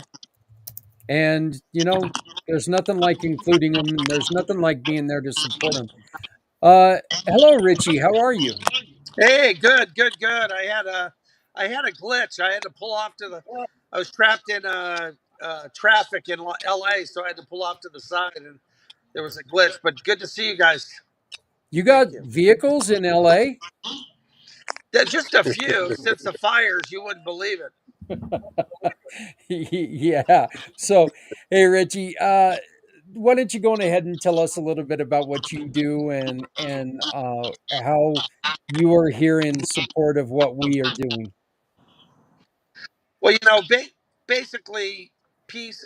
People for New America has been around for a while, and when Jesse came on with the Unity, Peace, and Freedom Festival, to pull that off. I'm a well-known musician. I play in a multi-platinum group called the Sweet Ballroom Blitz, Fox on the Run, and all that. But I've played with everybody over the years. I'm a drummer, I frontman, and pretty much do it all. But being the visionary of this movement, it's just been phenomenal to see this thing really take shape. And with Jesse really being the point person on with the Veterans Initiative, First Initiative, and how we're moving forward. So we look forward to just growing everything that we're doing. It's just magical what's happening right now. People, all the right groups are coming together. So we're just thrilled to engage with you guys.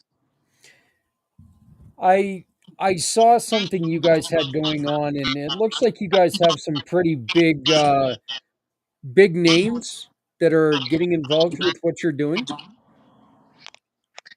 Yeah, well, we did at the Unity, Peace, and Freedom Festival.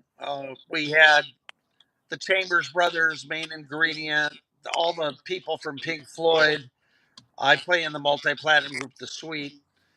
So you have star power. So when you put entertainment, mix it together with a good cause, and mostly with what Jesse has outlined with the Veterans First Initiative, you have all the ingredients to be able to really make a big impact, and that's what we're doing. We're doing that, and we're aligning ourselves. That's always been the plan. Align with other like-minded people out there to do some great things out there.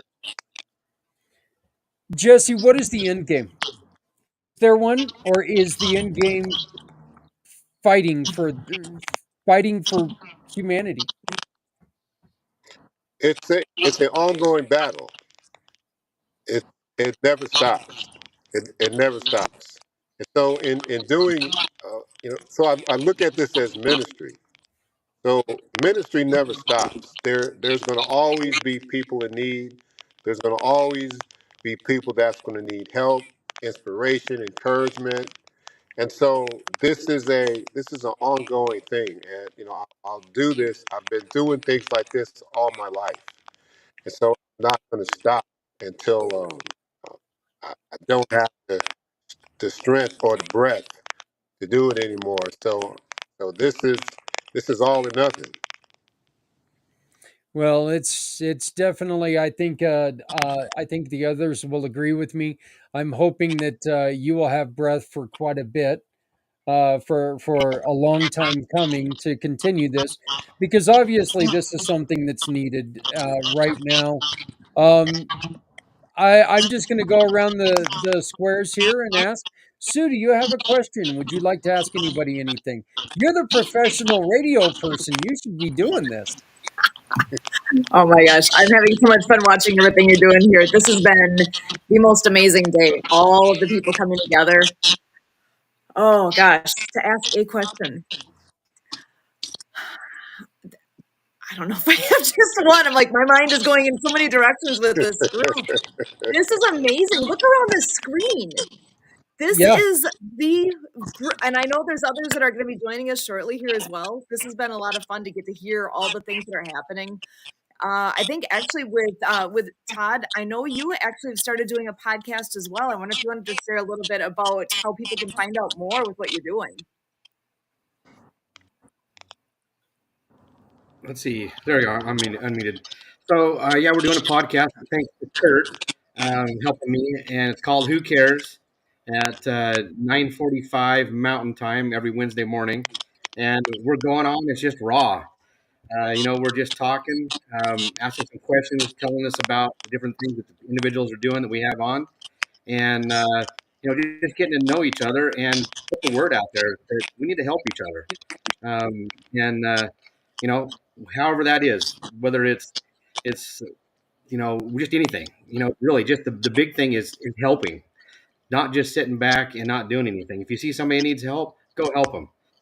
Don't just ignore them when you drive by them or something like that. So Yeah. Sue, you said you had more questions. Go on ahead, please. My tongue's getting a little bit tired. Excellent. Well, I know Jesse and Richie, you guys have been doing so much in a short amount of time here. From what I've observed, I know when that connection happened with Kurt and all the things I keep hearing. I guess I'll start, Richie. Where do you see things going in the short term, and then where are your long term goals with your organization? Because I see a lot happening, and just curious, how are you feeling right now with all that? Well, all the right people are showing up all at the right time, and it's the synergy that happens. And I believe in divine timing, and I've been at this mission for many, many years. And then when we formed the nonprofit, but it's it's uh, it's a very spiritual thing for me, and the committees that we have. And I think that's why Kurt came in. He saw that it's about the whole enchilada, how we work together as a team, all the different nonprofits coming together. I won't go too deep into it, but the long and short goals. Uh, what is People for a New America? We're an umbrella for a lot of other organizations. That's what we did at the Unity, Peace, and Freedom Festival. See, music changes the world, and it's that star power. It brings people together, and that's why we had a prayer vigil the morning of our festival.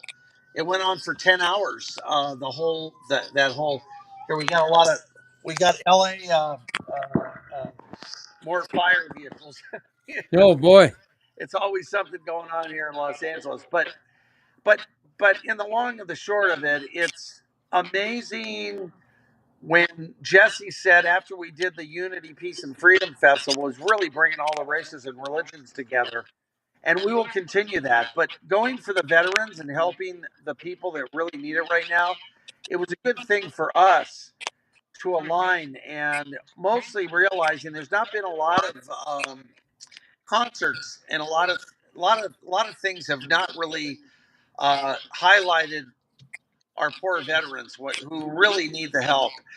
So that's just one aspect of what we're doing, and that's where our focus is going to be. Our telethon, as we're moving and we bring together a lot of key business people. And all I can say is I've never seen anything like this, where just this many incredible people are coming out of thin air and they're just showing up. And it's a lot of the seeds that have been planted for a lot of years, too. I mean, it's like a miracle, really, what's happening right now. And I just look so forward to all of us joining together to not only helping the veterans, but creating.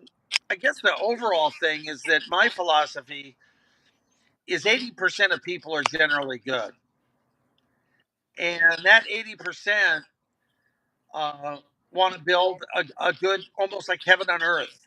It's the 20% that tear down our society, that want to tear it down. Believe it or not, they're so corrupted and greedy. And so if we just focus on just raising the vibration of with music, with our message, and we all come together, we have a good chance of really turning things around. We have an opening right now. I believe firmly that we will achieve our goals because we have God on our side. And Jesse is an amazing wise man, and Kurt is amazing, and all of us have these skill sets that we all have to start applying. We realize I have my skill set, and all of you have skill sets, and how we join together right now at this most important time is going to be key if we really create that better world that we're looking for. And I believe this is the moment in time because things are just naturally showing up. So I hope that gives you some kind of a view of what we're dedicated to.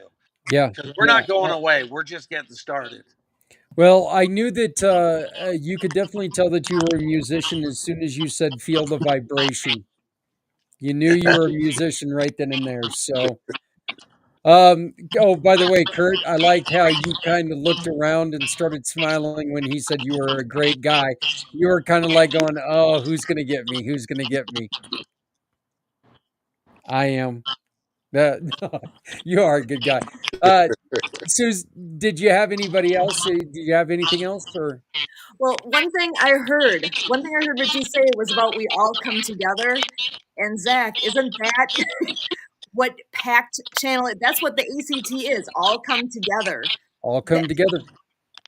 You Yeah. guys are ringing the same bells here and actually saying the same concept, that same theme of when we do all come together, things happen. That's Yep. where the Project Die Hard, that's where we're at. When we all come together, teamwork makes the dream work, and we all do get ahead. We grow farther and faster when we come together. And so, Jesse, that's where I want to come back to you then too. What is it that has really lit the fire in you to go down this path and lead that veteran piece as one of the first real big pieces that's coming forward with what Santa is doing? Where is it coming from in you? What is that for you? Okay, well, for me, I'm a former athlete, and I played collegiately at University of California, Irvine, Palomar Junior College, and I was a walk-on. So when you are a walk-on, you have everything against you, and so you're going at things to beat the odds. And so I was blessed to not only make the team but play and just continue to be driven to do greater things. And I had been under um, my former pastor, Bishop Charles E. Blake Sr., and I was under him for over 30 plus years. So I saw a great man with integrity and do things that were unimaginable. And so you begin to focus on what is it that I can do to make a difference and to find a need that can be done a little bit better. And so I've always been that person to make things happen. And I had someone share with me, you've got three types of people: those who make it happen, those who watch it happen, and those who don't know what happened. And most people fall in those last two categories. And so for me, it's about finding a need and put forth the effort in faith, focus, patience, drive to make that happen. And understand that you need a great foundation in order to go higher. So you build a solid foundation, you build a solid team, and God will bring you all the right pieces to help that vision to grow. And so from what I've seen at the church that I attend, I apply that same thing. And I'm a very patient man. The Veterans First Initiative was written in 2014. So I have been trying to pass it on to various other organizations, but God was saying, I want you to do it. I don't want anybody else to do it. I want you to do it. And so after the music festival, we had, there's this gentleman named Ron Alexenberg. So Ron Alexenberg, he's like Clive Davis.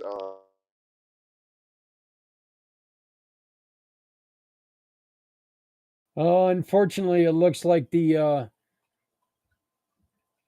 low signal bug got Jesse on us, so took him away. Hello, Oh, hello, yeah, Jesse. can you hear me? Unfortunately, I think you're a little unstable, my friend. Hello, Yeah, hello. we can hear you, but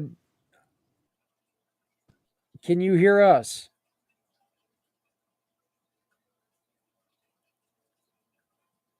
Yeah, I'm afraid that we probably lost Jesse. Like I said, the unstable bug got him. The unstable signal bug Mm. got him. But so, um, Kurt, did you have any questions for anyone? Well, I guess I'll just take a shift in this conversation. My father taught me that parties make the world go round. Parties keep the world going round. And so the Unity, Peace, and Freedom Music Festival is right up my alley. and to go to the rock concerts, and to have music drive everything that we need for veterans just really makes a lot of sense to me. And so like you were saying before about raise the vibration, the energy that people have. And I was on a call earlier where somebody was making the point that, like like a rap artist, somebody who's a rapper, they said that that was the example they gave, that with all the lyrics in a rap song, that until they drop that beat and everything, these rappers can't remember their own lyrics until they can't do the thing. Like if you just say, just tell me the lyrics, like right now, just like we're doing now, they wouldn't be able to tell you their own lyrics. But you get the music going and all of a sudden everything rolls. And so I think there's something to that in life, that's what we're doing here, is we're allowing people, like with Richie and Jesse and our crew, we say, the train has left the station, the train is on the track, all aboard. And so the solution revolution, the birth of a movement, people are looking for this excitement. When Sue and I did the movement of adaptive water skiing, Everybody Skis program, the inclusion of water skiing campaign, I'd get in front of audiences and I'd have the microphone, and so everybody in the stands and everything would hear me. And one day I got back to the stands after doing a demonstration. A lady said, I was going to go back to my car, but then I heard your voice. So I sat back down because I knew what was coming. And that's what we're doing here, folks. When we have Richie on the stage, everybody's going to want to see, everybody that Richie has collected, everybody he's called in. And like Richie says, all the people are coming in the right place. And to go out there and ask other people, to ask Thomas and ask Todd and, everybody around, everybody, tuning into this podcast, Santa, who else do we need to, get into this show? Our veterans deserve it. That's what we're doing here. So I just thought I'd give that little bit of a twist and see if anybody else wants to build off of that. Todd, what are you thinking? Todd, we got to get Camp Cares going. So we got to get a movement going for the kids, and to end drinking and driving. What are you thinking, Todd? We got to get a little fun injection into your program, right? Cares Foundation. Absolutely. Camp Cares, we need the funds and friends, and we're doing a telethon as well. We had talked about last night, Kurt and I and stuff, April 12th. We're going to do an 8-hour. I'm going to sit in a chair for 8. I don't think I can do 22, Zach. You're a rock star. So, I'm going to start the first one with an 8. So we're hoping to raise $15,000, and get Camp Cares elevated so we can help lots of kids. And so, yeah, that's where we're at. And I know, Zach, I appreciate your time and everything, inviting me here. I know I'm over my allotted time that we were on. So, I appreciate everybody here. Richie, nice to meet you online here. Zach, Susan. Yeah, brother, we're just having a conversation, man. We just want to make sure that we're getting everyone's word out, because, look, there are people out there right now, Todd, that need to hear about the Cares Foundation. There are people out there that Cares Foundation could save their lives. If not their lives, their kids' lives. It could make a difference for somebody. And if we don't all come together and speak in one combined voice and say, hey, Cares Foundation is here as a solution to a problem. Cares Foundation is here as hope to a devastating issue, then we're not doing our job. We need to stand up. We need to say this as one community. Absolutely, Zach. And I appreciate it. Now, I'll say one thing that I've learned. I give kids my personal cell phone, like I said earlier. And I have off my website, I've had 2 people that were alcoholics that night they decided to drink again. And they were afraid to talk to their sponsor, and they called me. And it was like one was at midnight, one was like 2:00 in the morning. And so, I just talked to them and tried to get their sponsors number so I could get them together. And I did finally. But a friend of mine goes, maybe you need to be listening to that. Maybe God's telling you that that's a direction. So what I've done is, a friend of mine runs an AA meeting through their church, and I've been attending the AA meeting so I can get to know them. And there's a group of 21 men, and I asked them if I could be there because I said I don't have an issue with alcohol. I've never been drunk in my life because of my mom and sister dying, but I wanted to be there to learn. And they all said absolutely overwhelming, yes, you can be here. And I've learned so much from that group, that they are so strong. And the other thing I learned, the 12-step program is good for everybody.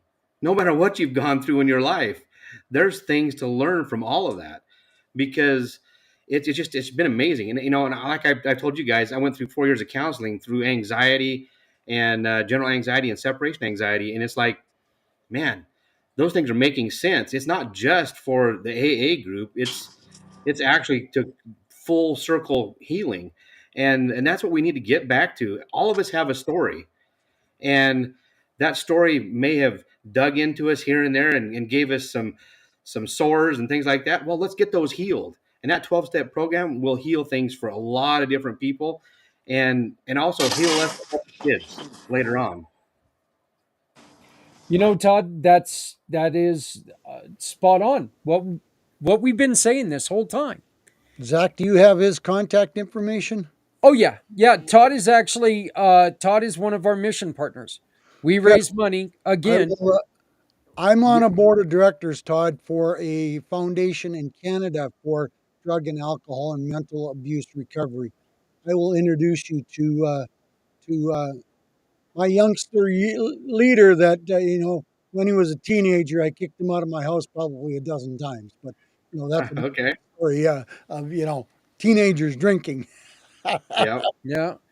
Yeah, I can get you his information. But yeah, Todd, one of the things that we've been saying, one of the reason this 22-hour thing is here is because, like you said, everyone has a story. Everyone has come across things that we've put our head against a wall and we've said, what am I going to do? I don't know what I'm doing wrong. I don't know what to do, until we knew what to do. And that's what we need to get out there, because guess what? Right now, someone is standing with their head against a wall saying, I don't know what to do. What do I got to do to get out of this situation? And as soon as they hear you talk, maybe they're not going to take word for word what you've said, but it's going to give them a direction. Hey, you know what? That sounded really good. It's like when you stand in the grocery aisle and you realize when the lady rings up the milk in front of you, you're like going, oh my God, I forgot milk. It's seriously the same concept of what we're doing here. We put it out there because people need to hear what all of us are saying, what all of us are adding, and realize, Thomas, you opened up earlier, and what you opened up with opened up other eyes. Hopefully. Yeah, hopefully. Hey, you know what? I'll guarantee you it did. Because it opened up two eyes right here. Granted, it made them swell with tears, but you know what? It opened them up. These are what we have to do. And if we stay silent, then we're not helping anyone. We should never, I love the saying, we should never shut up, because the words we say today could save someone tomorrow. That's right. I mean, you don't know what you can do until you do it, because you don't know what you didn't know until you know that you didn't know it. And that one person might grab one nugget from you, like you talking about your story or talking about what's going on and how you overcame it, could be that one moment, that one spark that stops them from doing what they were going to do. Because you never know how little or how much they need. Yeah, Yeah. here's an exercise for everybody. Say just, to yourself or whatever. Say a sentence, any sentence, it doesn't matter. Now, repeat that sentence in a different cadence. It can mean two completely different things, and it's going to sound completely different to somebody. And it could be a sentence that they've heard a million times before, but they've never heard it the way that you've said it. And the Right. way that you've said it is going to mean everything for them. Right. It's really that simple. Marianne from Waikiki, welcome, welcome, welcome to 2025 Mission for Healthy Heroes. How are you doing today? I'm doing fantastic. Thank you so much, Zach, for putting this on. This is an amazing event and be part of this. I Well, think I'm a thank you little very much. echo. I Is there a appreciate little? it, and thank you for being here.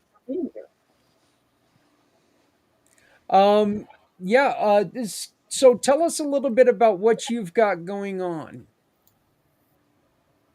Well, I'm the author and Apple game developer of the first book of four called Underwater Acts of Kindness. It's the Acts of Kindness series.com.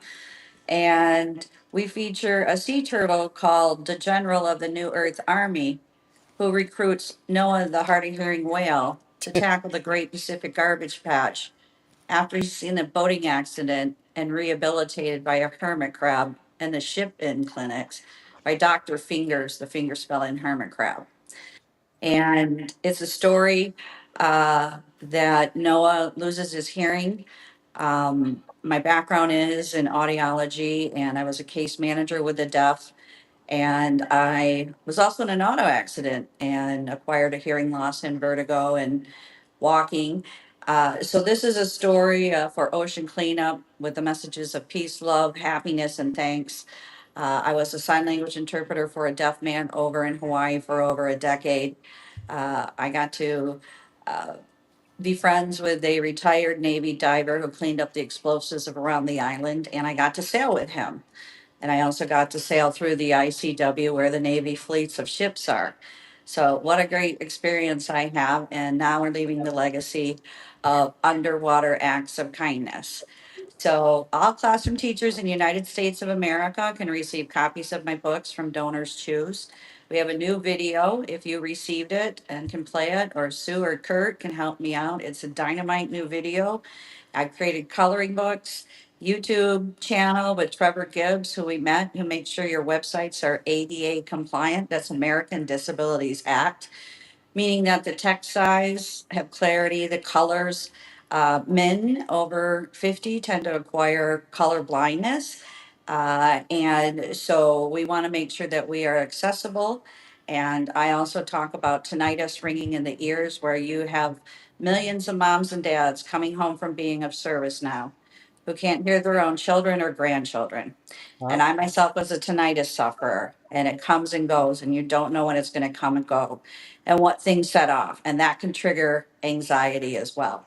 Yeah. And I had the honor to show my books to the chief of audiology at Tripler Army Medical Hospital, trying to get a grant. And we had talked about military moms and dads coming back and losing their hearing, and what kind of quality of life are they going to have. Same thing as my character Noah here in The Whale. And just because I worked with the deaf community and they already knew sign language doesn't mean that anybody can learn the ASL finger spelling alphabet for communication, better communication and frustration. And also, they just wanted their hearing back. And it's kind of, it's hard to say that it's going to come back. And cochlear implants are an option as well, but it's a big challenge too, an adjustment and getting back there out into work in the environment. So we want to support all the veterans and the families, the military moms and dads. And again, we have this book available from Donors Choose. And Santa Papa John was an amazing social media marketer for me, influencer this past holiday season as he received the books, coloring books. Do you have Santa? Do you have the sea turtle puppet there? That And was that Kurt. his name is the General of the New Earth Army. And we also have a t-shirt line now on Shopify.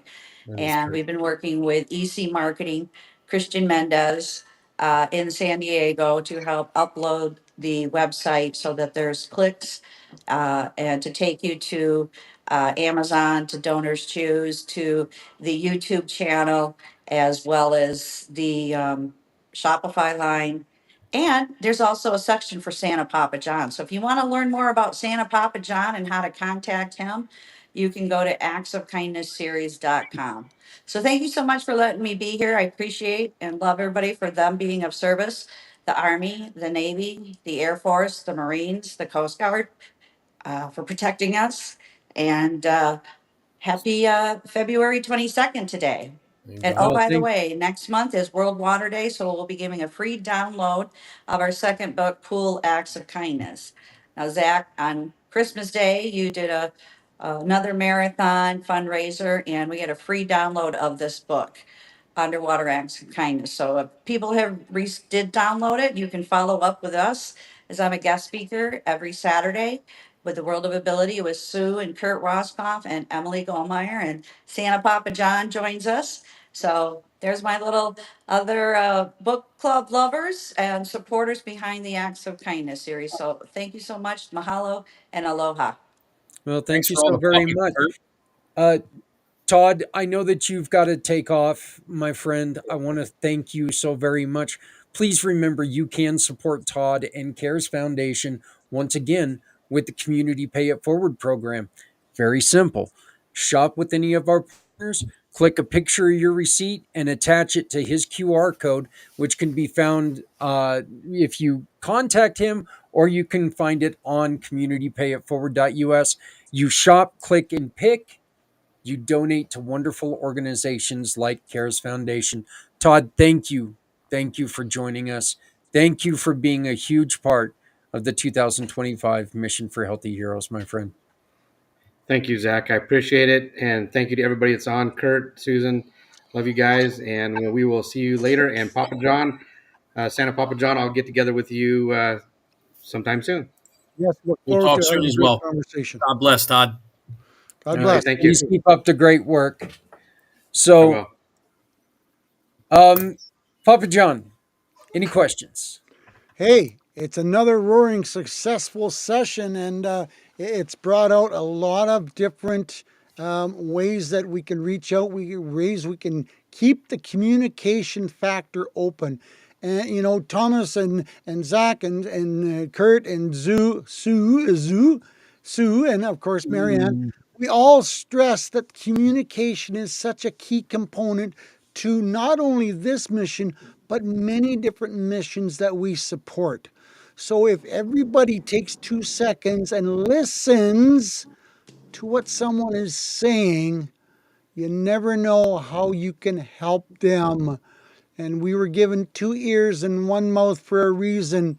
You know, if we all use the communication factor, we all support, we all love, and we all help each other, we're going to make this a better world one step at a time, one page at a time. And Zach, you're doing a tremendous job. And I think you're reaching a lot of people this year. And kudos to you, my brother. It's, it takes a lot of kahunas to make a commitment for 22 hours to be online and be on the air. And, I can see there's a lot of other people not willing to step up to the plate. So, you've got a great support team that's helping you make this mission a success. And we need to share it, and we need to make it bigger for even next year. So keep up the good work, my brother. But you know what the truth is, Santa? I think a lot of people just need that little bit of a nudge. They need to go, you know what, we can do something. Let's stop sitting in the sidelines. Let's do something here. I did want to share one. I find it a little humorous. A comment from Irene. I have a great idea, and making all the leaders of the governments to go out to space with one bologna sandwich, and they can't come back to Earth until they can learn how to act like an adult. I don't think we'd have leaders anymore because I don't see any of them acting like an adult. So it's that kind of brings to light a comment that I said, a couple of years ago, and it's like right now, if you take and you try to get a bill passed or something, good luck with that. You couldn't take a chocolate cake into Congress right now and ask them if it was good and get an answer. One side would say no because it's made with Republican sugar. The other side says no because it's made with Democratic flour. Shut up! You're wrong. It's a chocolate cake. It tastes great, Oh, right? and the bigger point is it wasn't cut in a straight line. Yeah, well, yeah. Well, and one side or the other wanted the bigger piece, so that's for damn sure. But hey, Marianne, what's next for you? What's next for me? Yeah, Well, I'm just excited that we're going to complete this fourth book, Cool Acts of Kindness. And so my series of the books are for ocean cleanup, anti-bullying, climate change.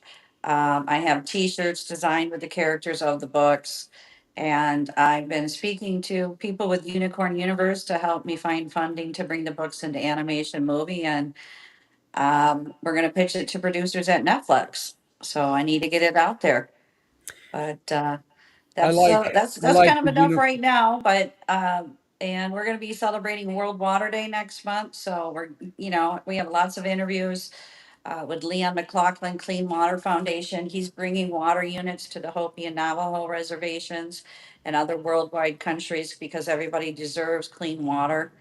And that's what we got happening for the spring. I'm down here in San Carlos, Mexico, and we have an organization called the Parrot Heads who party with a purpose.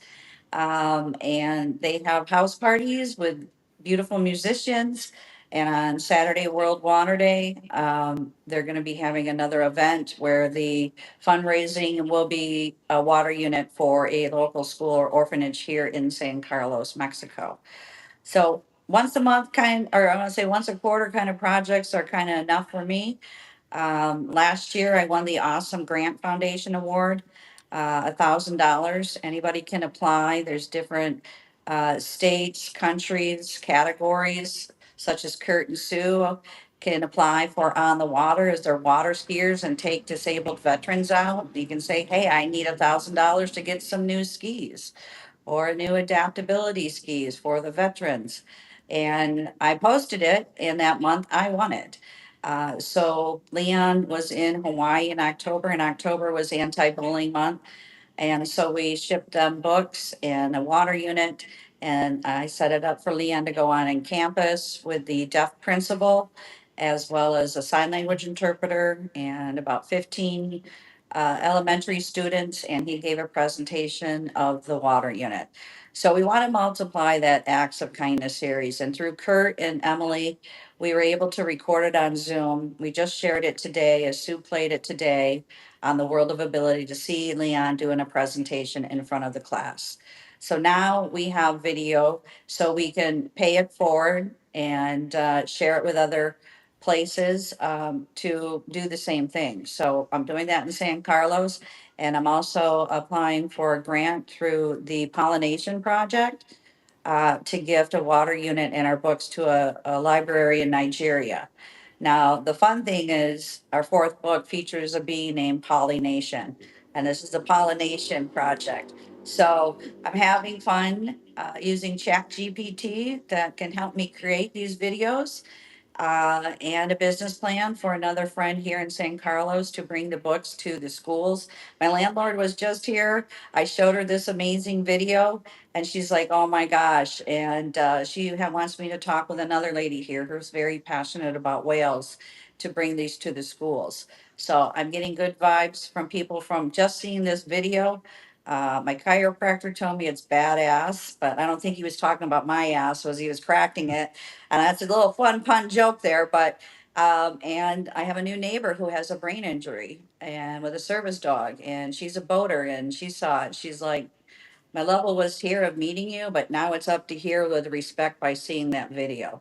So I have four more videos to come out with the products, and then we'll go from there. But my goal is to get them into animation movies, get them onto Netflix.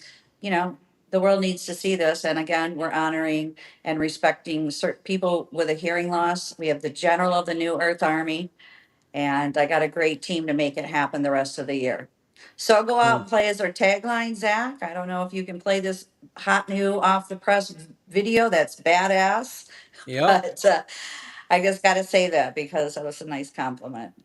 Well, I'm going to go on ahead and play the video right now. And then when we get back, we're going to say our farewells for the day. So we've got another guest that's coming on who is giving away a $1,200 yoga therapy session. And all you got to do, scan that QR code, leave us a message, donate if you can, but you could be in the drawing for a $1,200 therapeutic yoga session for women. So here is the video. I'm going to take us all off screen while I play this, and then I'll bring us all back on when it concludes.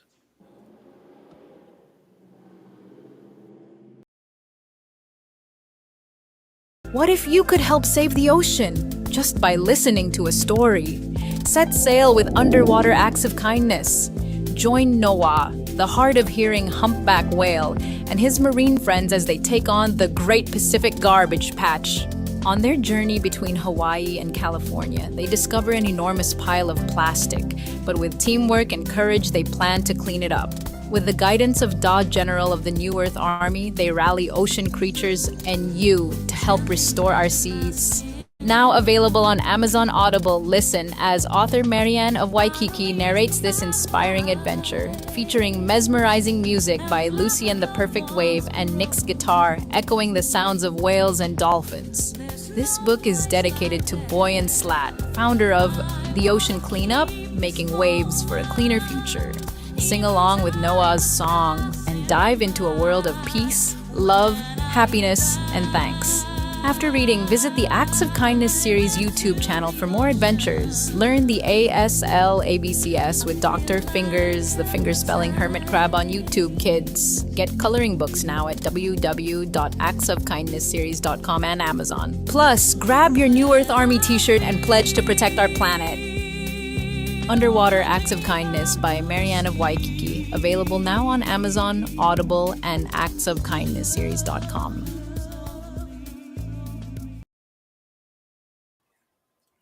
That was very good. Very good. I thank you for sharing that with us. My thing just kept going because it wants to run my show. But anyway, we have come to a wonderful end of a wonderful segment, and I want to give everybody a chance just to give us a sharding. Sharding. Okay, I quit. I tap out. I tap out. A sharding pot. Here we go. There you go. All right. Sue, you go first. I'm going to go and bury my head in the fish tank. I love it. Even the dogs in the background saying yes.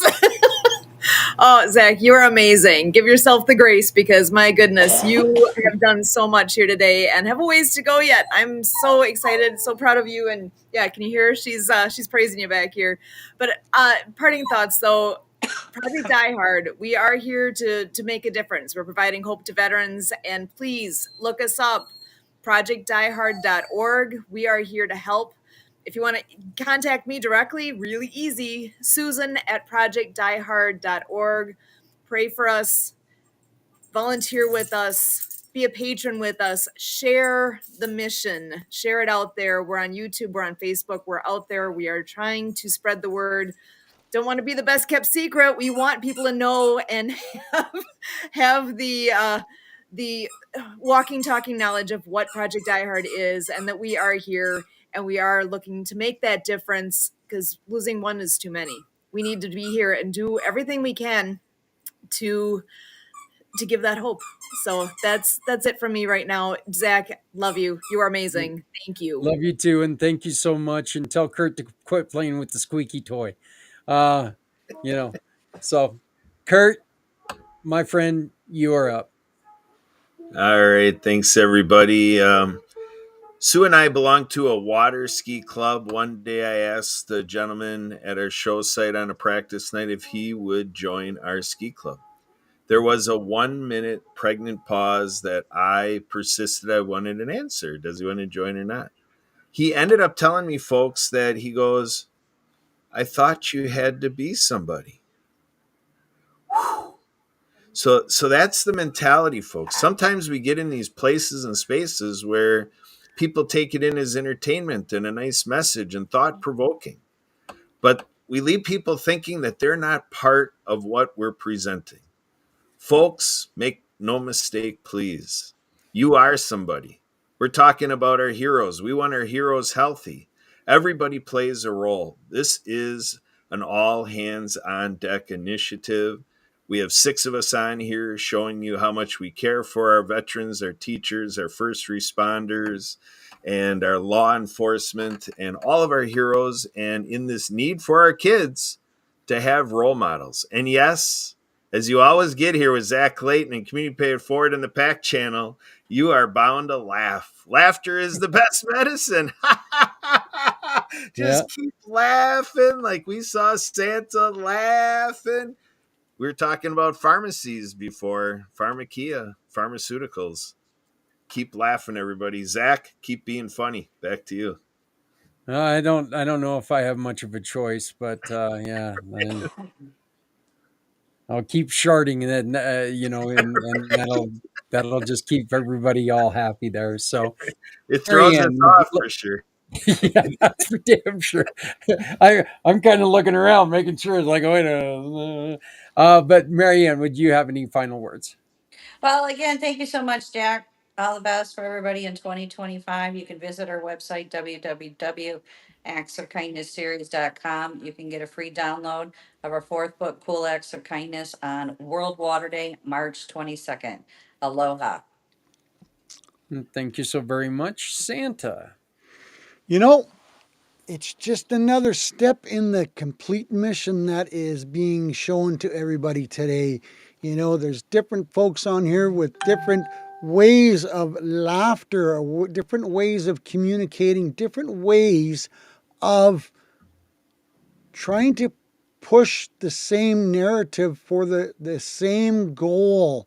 And the same goal is one isn't too many, and if we keep the communication factor open, we might not reach all, but we will reach some, and some could lead to all if we all have a heart to give a minute or two to care and listen to a stranger. I completely agree. And Thomas. Last but not least, and bringing everybody together like this is definitely a work of God. Having the people come together, be here with each other, talk about what it is that you're talking about, Zach, doing the things that you are doing, brother, talking about the veterans, bringing the veterans to light, what's going on. Project Die Hard coming and being here and being a part of what is going on and doing what they do. Santa Papa John giving his stamp of approval. Going through those lights and doing what needs to be done is where we need to be going for the veterans and the communities moving forward. This is what we came here for, to be here to help promote and move forward for happier, healthier veterans. Veteran Biz Connect is here to be able to do what we can and at the best rate to be able to get veteran-owned businesses and veteran service organizations together to be able to move in the right direction, creating that economic synergy that we all need out there to be able to continue moving forward and getting things done in the right direction. Zach, thank you so much for taking your time to have us here to be able to be together, meet each other, work together, and build that community that we know is strong, but raise it up to where it needs to be, because only he knows where it's going to end. God bless. Have a great night. Thank you so much for having me here. Yeah. Hey, Thomas, you know what? Our next guest, You were talking about him a little bit earlier. I want you to stick around and maybe you can, for a moment, maybe you can give him the idea that you had Yeah, with. just one quick note on that. The two things that I had written here is the Army 250th birthday is coming up this June. June 13th, 14th, 15th is the huge, once in a lifetime, 250 years since the Army was created in this great nation to protect this nation and do what's needed. Up here in Philadelphia, we're having a 3-day event. June 14th and 15th are the two biggest days that we're out there showing and putting the capabilities of the Army on blast, letting everybody know what we do, what we can do, and bringing the generations of Army together. And the guy that you were talking about, that's Jason McNamara. And he's got an amazing thing that I use every single day. It's called the Mental Train Pro. He'll talk more about it, but it's absolutely amazing. And it's helping me every day. And don't forget to get out there and network with each other, guys. Doing much more people. Yeah, God bless. We will do that. All right. Well, Sue and Kurt, I want to thank you both so much for joining us and being part of this year's 2025 Mission for Healthy Heroes. Thank you, Kurt. As always, I give you as much hell as I can give you because it's fun. But you know what? Honestly, I appreciate everything that you do and all your support. Santa Papa John, thank you, my friend. This is the second time you popped on just to help me through this endeavor. And I'm not finished yet, brother. Well, sounds good. Sounds good. So, but we keep having him drop off. So, but yeah, we will. I'm going to let everybody go right now, except for and when he comes back on, Thomas, I'll make sure to talk to him about that, and maybe we'll make an introduction to him after this. I'll definitely send him a copy of the interview. That way he can see what it's all about. So, but I'm going to let you all go for now. I'm going to play a real quick video before we continue. Get up and stretch a little bit. I was going to say something gruesome, but I'm not going to do it. I'm just not going to do it. Yeah, so. Just don't shart. Yeah. I was just going to say, I need to go turn the mic off first, okay? Yeah, I need to go and check something, but yeah. So, hey, remember, folks, we are all here. Everybody that you talk to is here for one reason. Our heroes, our everyday heroes, both country and community, need us. And they deserve for us to be here for them. And from us to you, thank you to all of our heroes.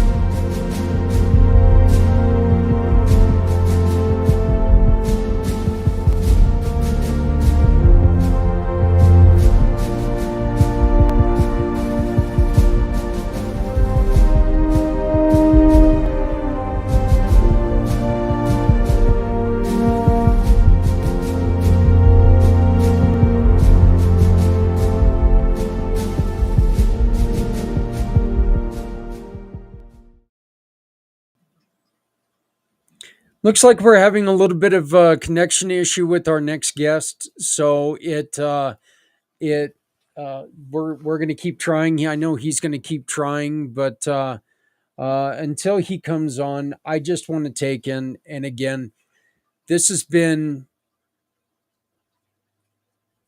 as expected. It's been one hell of a day. It's as promised.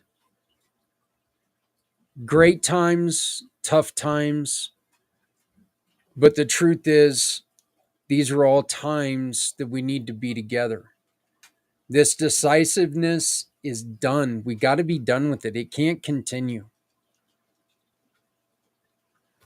You know, there's the old saying that if you have one stick, you know, you've seen it before.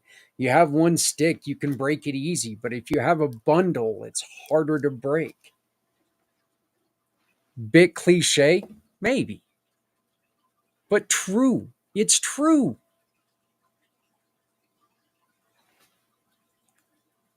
I don't think it works that way with marshmallows, but yeah, I might try it sometime.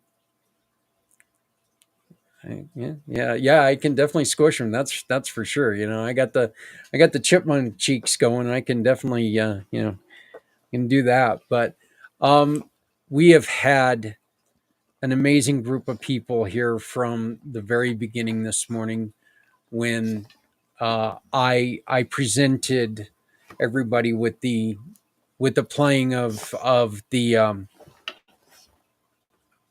my uncle's statue who we lost 2 weeks ago. Once again, this is what Veterans Honoring Veterans does. These little statues are given to our service people,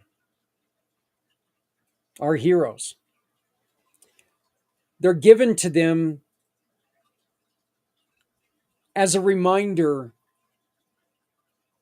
we love you. You've done something for us.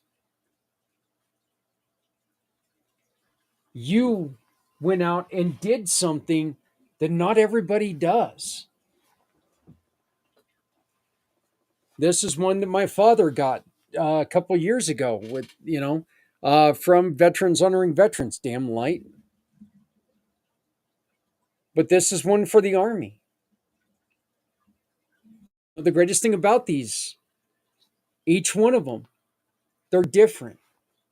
The Army, Navy, Air Force, Marines, women's service individuals. They're all, every single one of them. Go and check out veteranshonoringveterans.org.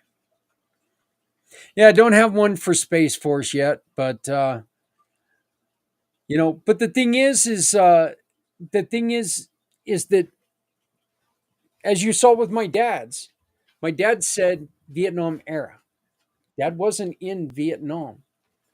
But like Thomas and I were talking about earlier, if my dad wasn't doing his job in Berlin, it would affect the kids that were on the ground in Vietnam.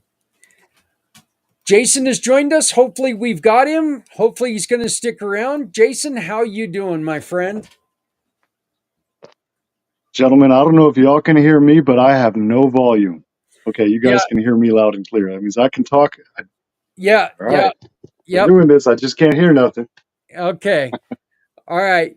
We going so, ahead. Thomas, good to see you. Zach, good to see you guys again. I don't feel right having a long conversation, not being able to hear, but I know both of you gentlemen, and I know what today is about. So thank you for being here, and thank you for doing what you're doing. Don't know what the conversation was leading up to this. I know Thomas has had some good experiences with us. Thomas, go ahead, sir. I'll be quiet. Give me a thumbs up when I should talk. No, you're good to go, brother. The conversations and the experience that I've had with the No More 9 to 5 Club are absolutely phenomenal. I was telling him about the Mori method and your Mind Trainer. Mind Trainer Pro, that is something phenomenal that's helping me personally with my PTSD and the things that I'm utilizing. And I recommend any veteran out there that's listening to get a hold of Jason McNamara at the No More 9 to 5 Club and ask to look into that Mind Trainer Pro by the Maury method. It's absolutely phenomenal. It's wonderful. And I have two other friends, personal friends, dedicated longtime service members that are suffering from PTSD as well, that I've already referred to Jason, and he's given them the ability to be able to utilize that as well. And it's helping them on a daily basis. So it's a wonderful thing. Not only that, this is something that the 9 to 5 Club is doing. They're running something special for the veterans. This isn't he's doing a lot of stuff to help out veterans. So I'm going to give him the thumbs I'm up going and to try let to turn him on live talk. captions. I'll be right back, guys. So, okay, I was going to give him a chance to talk, but he's going to take off on us. He said he's going to try to turn on his caption so he can at least read what we're saying, since he can't hear it. Okay. Well, yeah. We can. So now this is when we start thinking of all the weird words that sound like something else, and really screw up the caption. Yeah. As long as you're not sharting on screen. Yeah. I would actually love to see what the caption of that would be. It would probably be like, right. It'll come across with no, can't say that. ain't saying that. Yeah, no. Exactly. No. So, tell us a little bit about the Maury method.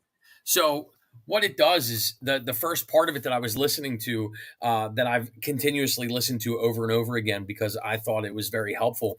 It's something that you do, that you listen to with headphones. You have to have headphones. You can't do it on a speaker like we're doing right now, because it's coming from the opposite sides at opposite times. So it gets the brain to start working in the right mannerism. So you're hearing things, and he repeats in Maury's words, in Maury's voice. It repeats the words over and over again. I don't have them memorized, but I do know it helps me feel better about myself, because it's all about self-realization, about how you are worth it and you are meant to where you want to be. And it's been phenomenal for me. It's helping me move in the right direction. What was your thought when you first heard of it? I was negative about it. Thoughts? I was negative about it. The first time I heard Mind Trainer Pro, I'm like, yeah, okay.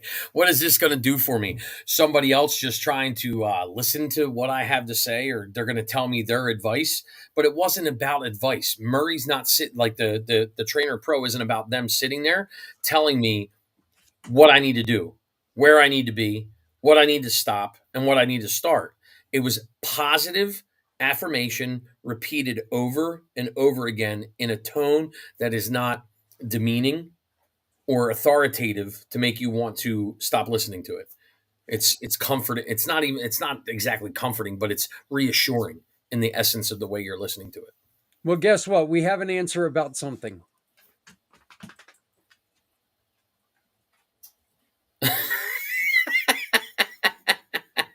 Well, at least you got that answer. Thank you, Jeremy. Yeah. So, Jeremy, if you're sitting there and you know where the live captions are, please pop on in and help me turn them on. I'd love to do that. There you go. And your buddy cannot get your attention fast enough. Yeah. Oh, she loves you. Yeah. She. Oh, there you go. Yeah, lick the microphone. Thank you. Everybody kisses. Yeah. Across the microphone. So, thank golly. I mean, my microphone needed that. Yeah, that's right. Well, listen, she knows you've been in that seat for a long time and she misses you. So she wanted to come spend some time with you. That's important. So just because we're sitting here talking about a dog, I mean, service dogs are absolutely phenomenal for the mental state of our veterans and the way that they help. I think it's a phenomenal thing. I was never one for a bigger dog. So every time that I would qualify for a dog, they would tell me, oh, well, for PTSD, you have to have a certain size dog to protect you when you're out there, different things along those lines. So I never went for a service dog. But man, my little 16-pound Chihuahua, she's the best thing that I could have ever got. She's a long-haired Chihuahua. She keeps me, focused. And if I start going down a hole, she's right there licking my face like, wake up, idiot. Don't do that. Don't do that. So the dogs are such an important part of our lives. Oh, first off, 16-pound Chihuahua? Yeah. Wow. Okay. Yeah. Well, she's a mix. She's a long-haired Chihuahua, and she's 16 pounds. She's tiny. I love it. I wish it would have been a 10-pound Chihuahua. I wanted something small. I didn't want a big dog. I'm not into big dogs. Okay, see, here's the funny thing. The big white dog, Yeah. we went in for a lap dog. Okay. You got one, just a big one. There he is. Can you hear us now, Jason? Now I can hear you guys. There Look you at go. that. It works. Technology, it's our friend. Sometimes. So what he So, had me talking about, it's, Jason, that he wants to hear you elaborate on is the Mind Trainer Pro. I was telling him how it's been helping me and how it's helping a couple of my dear friend John, that you allowed him the access to it as well, that it's free for veterans.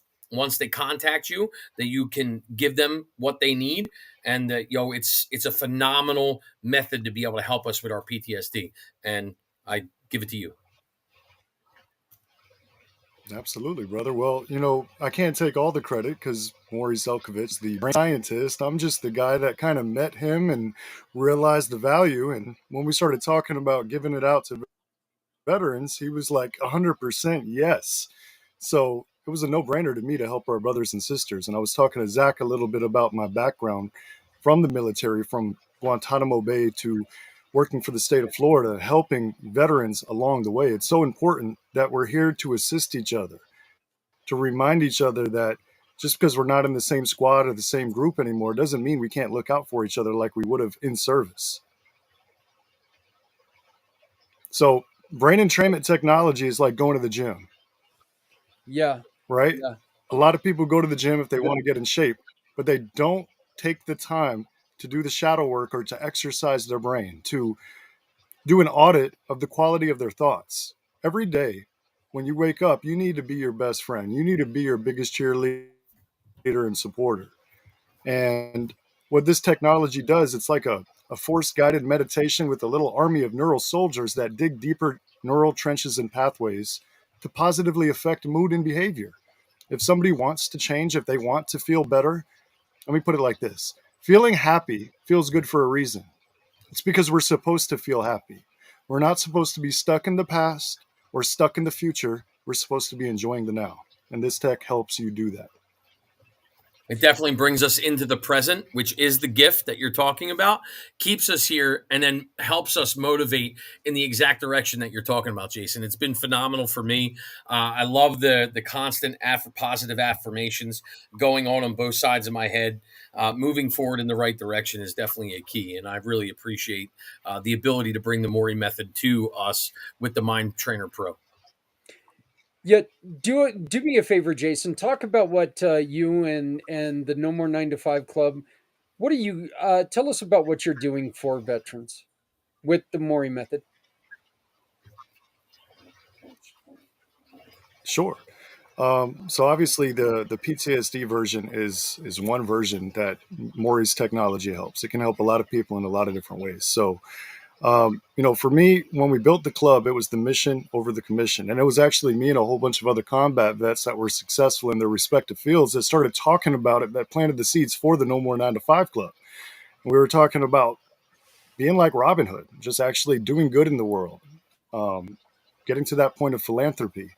And this technology, it's been around for decades. Maury invented it because there was a need. He needed it. The Brazilian military started using this 20 years ago in their MPs, and they still use it to this day. So there's, I think only one or two people have said I'm a snake oil salesman, but I'm not trying to sell this. I'm trying to give it away. The thousands of testimonials, the positive results speak for themselves. Thomas knows. Anybody that wants to try it, we don't need to charge you money. We just need you to join. And the No More 9 to 5 Club, we already have a free community for absolutely everybody, but we want to give veterans upgraded perks. We have a veteran specific chat inside of the club just for vets, because camaraderie should not go away. We should be able to sit there and collaborate. And we run a veterans philanthropist meeting twice a month. We do it on the second and fourth Wednesday at noon Eastern. And it's not just for veterans. It's not just for philanthropists. It's not just for veteran philanthropists. It's for any combination thereof. High vibe people trying to get together, whether you're showing up and you need help or you have help. The point is you speak up. You offer what you have, or you put your hand up if you need a hand up. Yeah. Well, you made mention about snake oil, and as we've been talking since I turned on the camera this morning, one person's snake oil is someone else's salvation. It's not our right to say something doesn't work for you. It's not our right. Hey, you know what? Look, placebo, it works.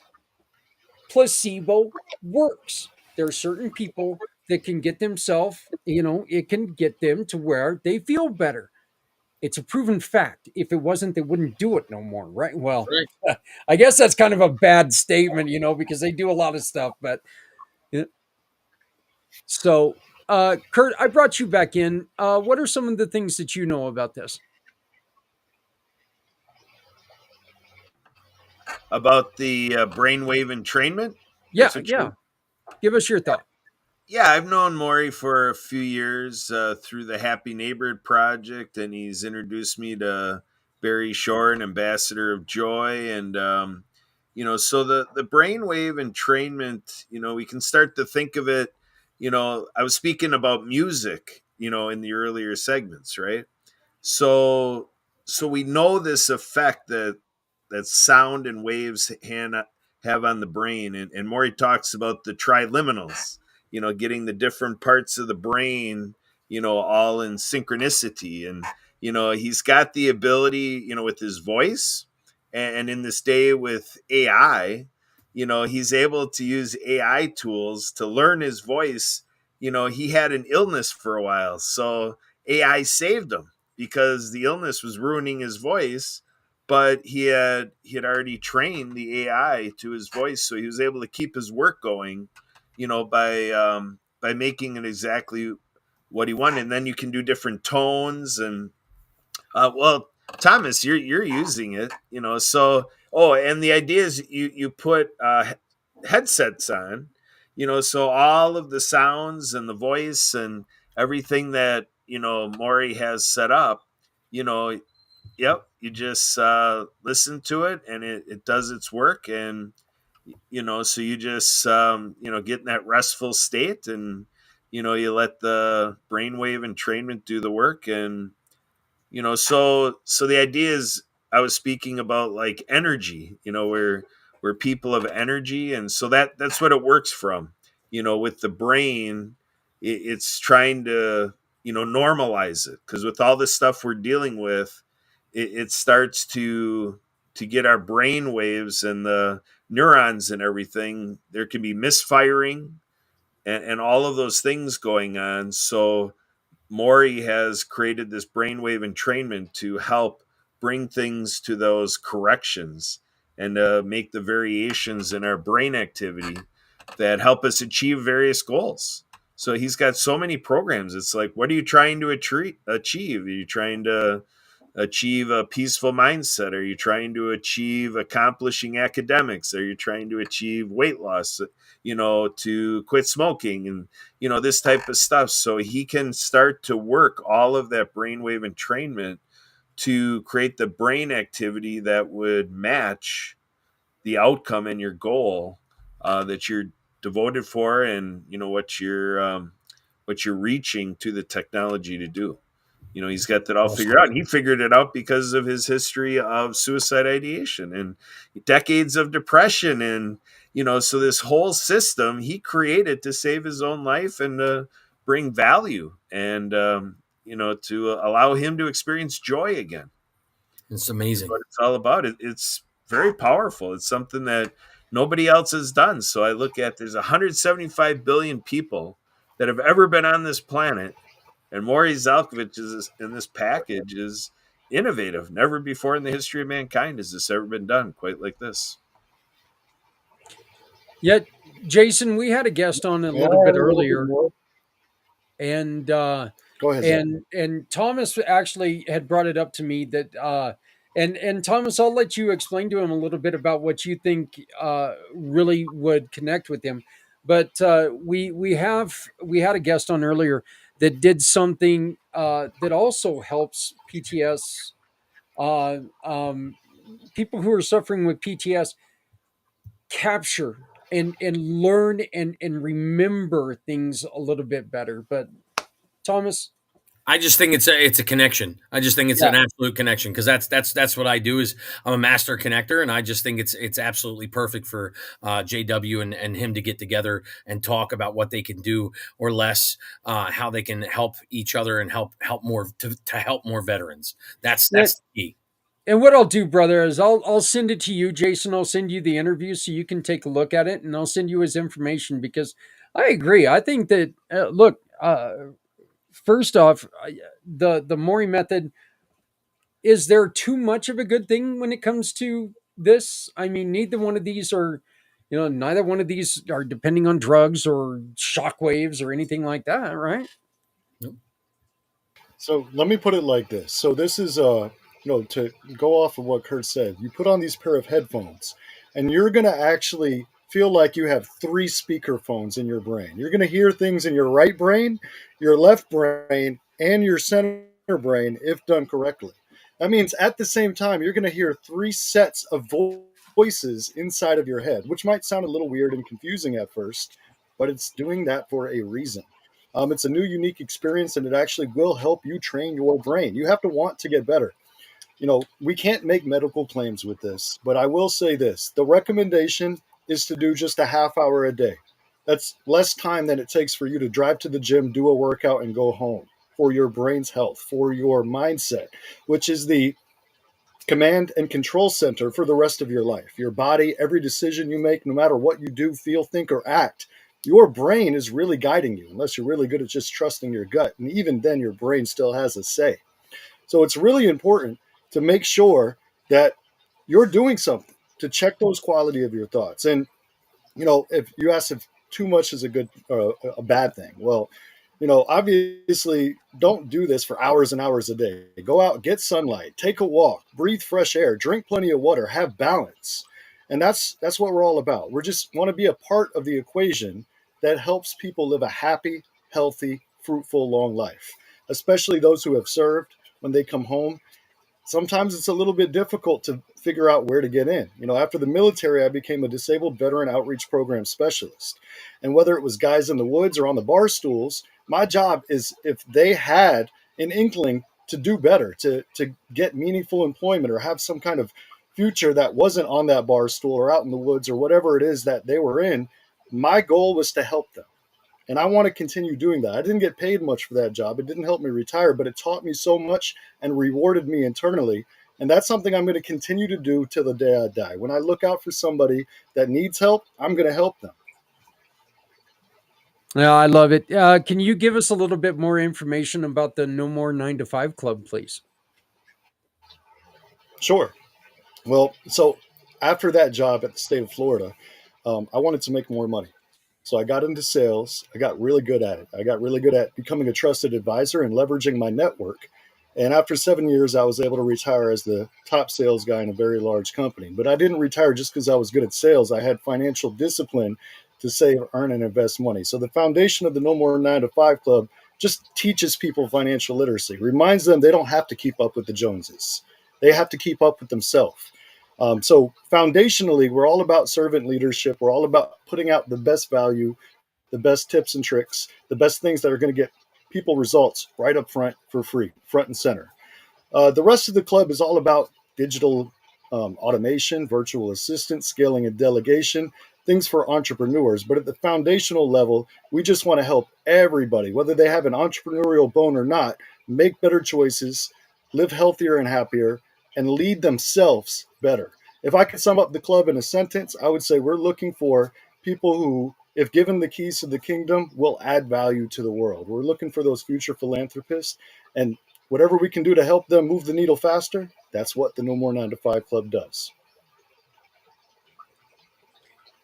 Well, I greatly appreciate you taking the time and coming to talk to us.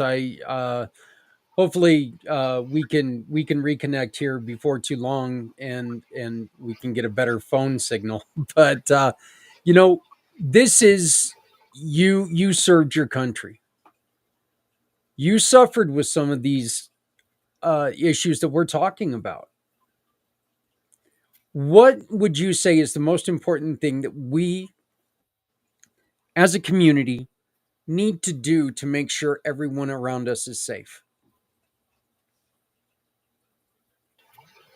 Yeah, absolutely. For me, it was people that were wiser and older than me. It was a senior chief, Ron Zimmerman. He's a good friend and mentor of mine. And we were helping people at the state. And he saw something in me that I was in denial about. And he told me to go get help, or he was going to kick me in the butt. And I did. I went to the VA. And a lot of us, I think the biggest thing that we need to change is this stigma that by going to get help or needing support, we're weak. We're not weak for asking for help. We're weak if we deny asking for help. That's what makes us weaker. If you're hungry, you need to get up and go to the store or order a pizza or something, right? If you need help, if your cup is empty, you have to fill it up. And if you're too afraid to speak up and ask for help, your cup's going to stay empty and nobody can help you because nobody will know you need help. So for me, the biggest thing that we can do is break this stigma that if you're a veteran and you have all your fingers, all your toes, all your arms and legs, you can't ask for help. That's bullcrap. We're here to support you, and not all injuries are physical. I'm 100% PNT, and it's not all PTSD. I've got degenerative arthritis, not to get into my medical history. I've got a slap tear in my shoulder, tinnitus, a bunch of little things that add up. And if I would have let my pride and ego stop me from going to get help, I would not be the man I am today. I went to the VA. I went through cognitive processing therapy. I did a 2-week inpatient treatment center for PTSD way before I built the No More 9 to 5 Club to battle my own demons. I needed help and I asked for it and I got it. That's the big thing.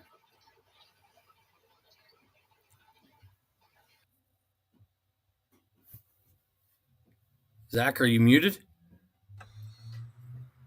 Yeah, sorry about that. One of the things that we need people to understand is honestly, if you wait, look, we everyone respects somebody who can get up and stand up on their own. We all respect that, every single one of us. But when you've got people who are sitting there going, you know what, it's easier if I help you stand up. I'm not offering to change your life forever. I'm just offering to help you up. If you've got people out there who are helping you or are offering to help you do small things to help you out, don't push them out of your way. Don't do that, because it's a hell of a lot better than all of a sudden you've got it. Oh my God, I'm out of control. I'm lost. And then things get too difficult to try to fix. Things get too far behind and you find yourself in a lot of trouble. So yeah, being there for people and being a support system for them, I think it is so important. Yeah, you're 100% correct. That support system is definitely always needed. It's not an area where we're willing always to, like Jason said, commit, give in, do what needs to be done, because we stand back too much with that stigmata that because I have all my fingers, all my toes, my arms, my legs, my eyes, everything, that it's not me. It's not me. I don't need that. I don't need to go there. Yeah. Well, Jason, I know that we were going to talk a little bit longer, but you know what? I'm not going to keep you around with your phone being a little problematic. You've been frozen. It's a good thing you're a good-looking guy, man. Let me tell you that, because you've been frozen in the same spot for a while. But please, how do people get a hold of you? The No More 9 to 5 Club, Jason McNamara, jason.nomore9to5@gmail.com. Any of those things work. If they Google any of those things, hopefully I'll pop up. Thomas Long, Kurt, or Zach. All y'all know how to get a hold of me too. So anybody that needs help, there is no excuse. Like, any of the information from any of these guys on stage will connect you back to me. So again, Absolutely. Ask for help. I'm not shy to ask for help. I have this whole motto in the club. Kurt's heard me say it about 1,000 times. I want to know if I can do better. If you can poke a hole in my ship, tell me about it so I can patch it. We all need to have this mindset where we're open to constructive criticism. It's like when we were active duty, if we were wrong, we got corrected. We didn't take it personally. We appreciated chief or sergeant or whoever corrected us. And guess what? We learned. We actually fixed it, and we didn't make the same mistake again. Let's keep that vibe and keep that energy. Yeah, I think it is. I think it's a fantastic program that you've got started.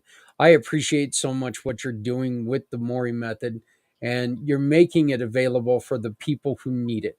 And it says a lot about you. It says a lot about your character, and it says a lot about your vision and coming together. So, but I really do. I want to thank you for joining us tonight, Jason.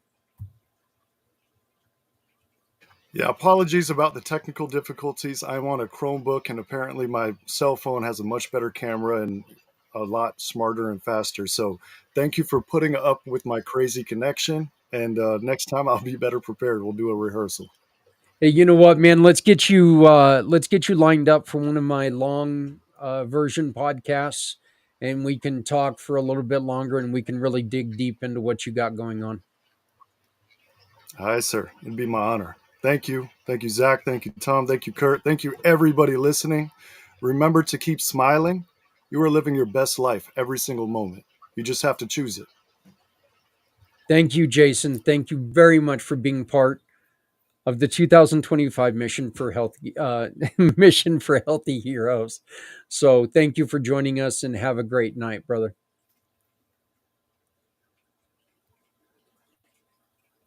God bless, Jason.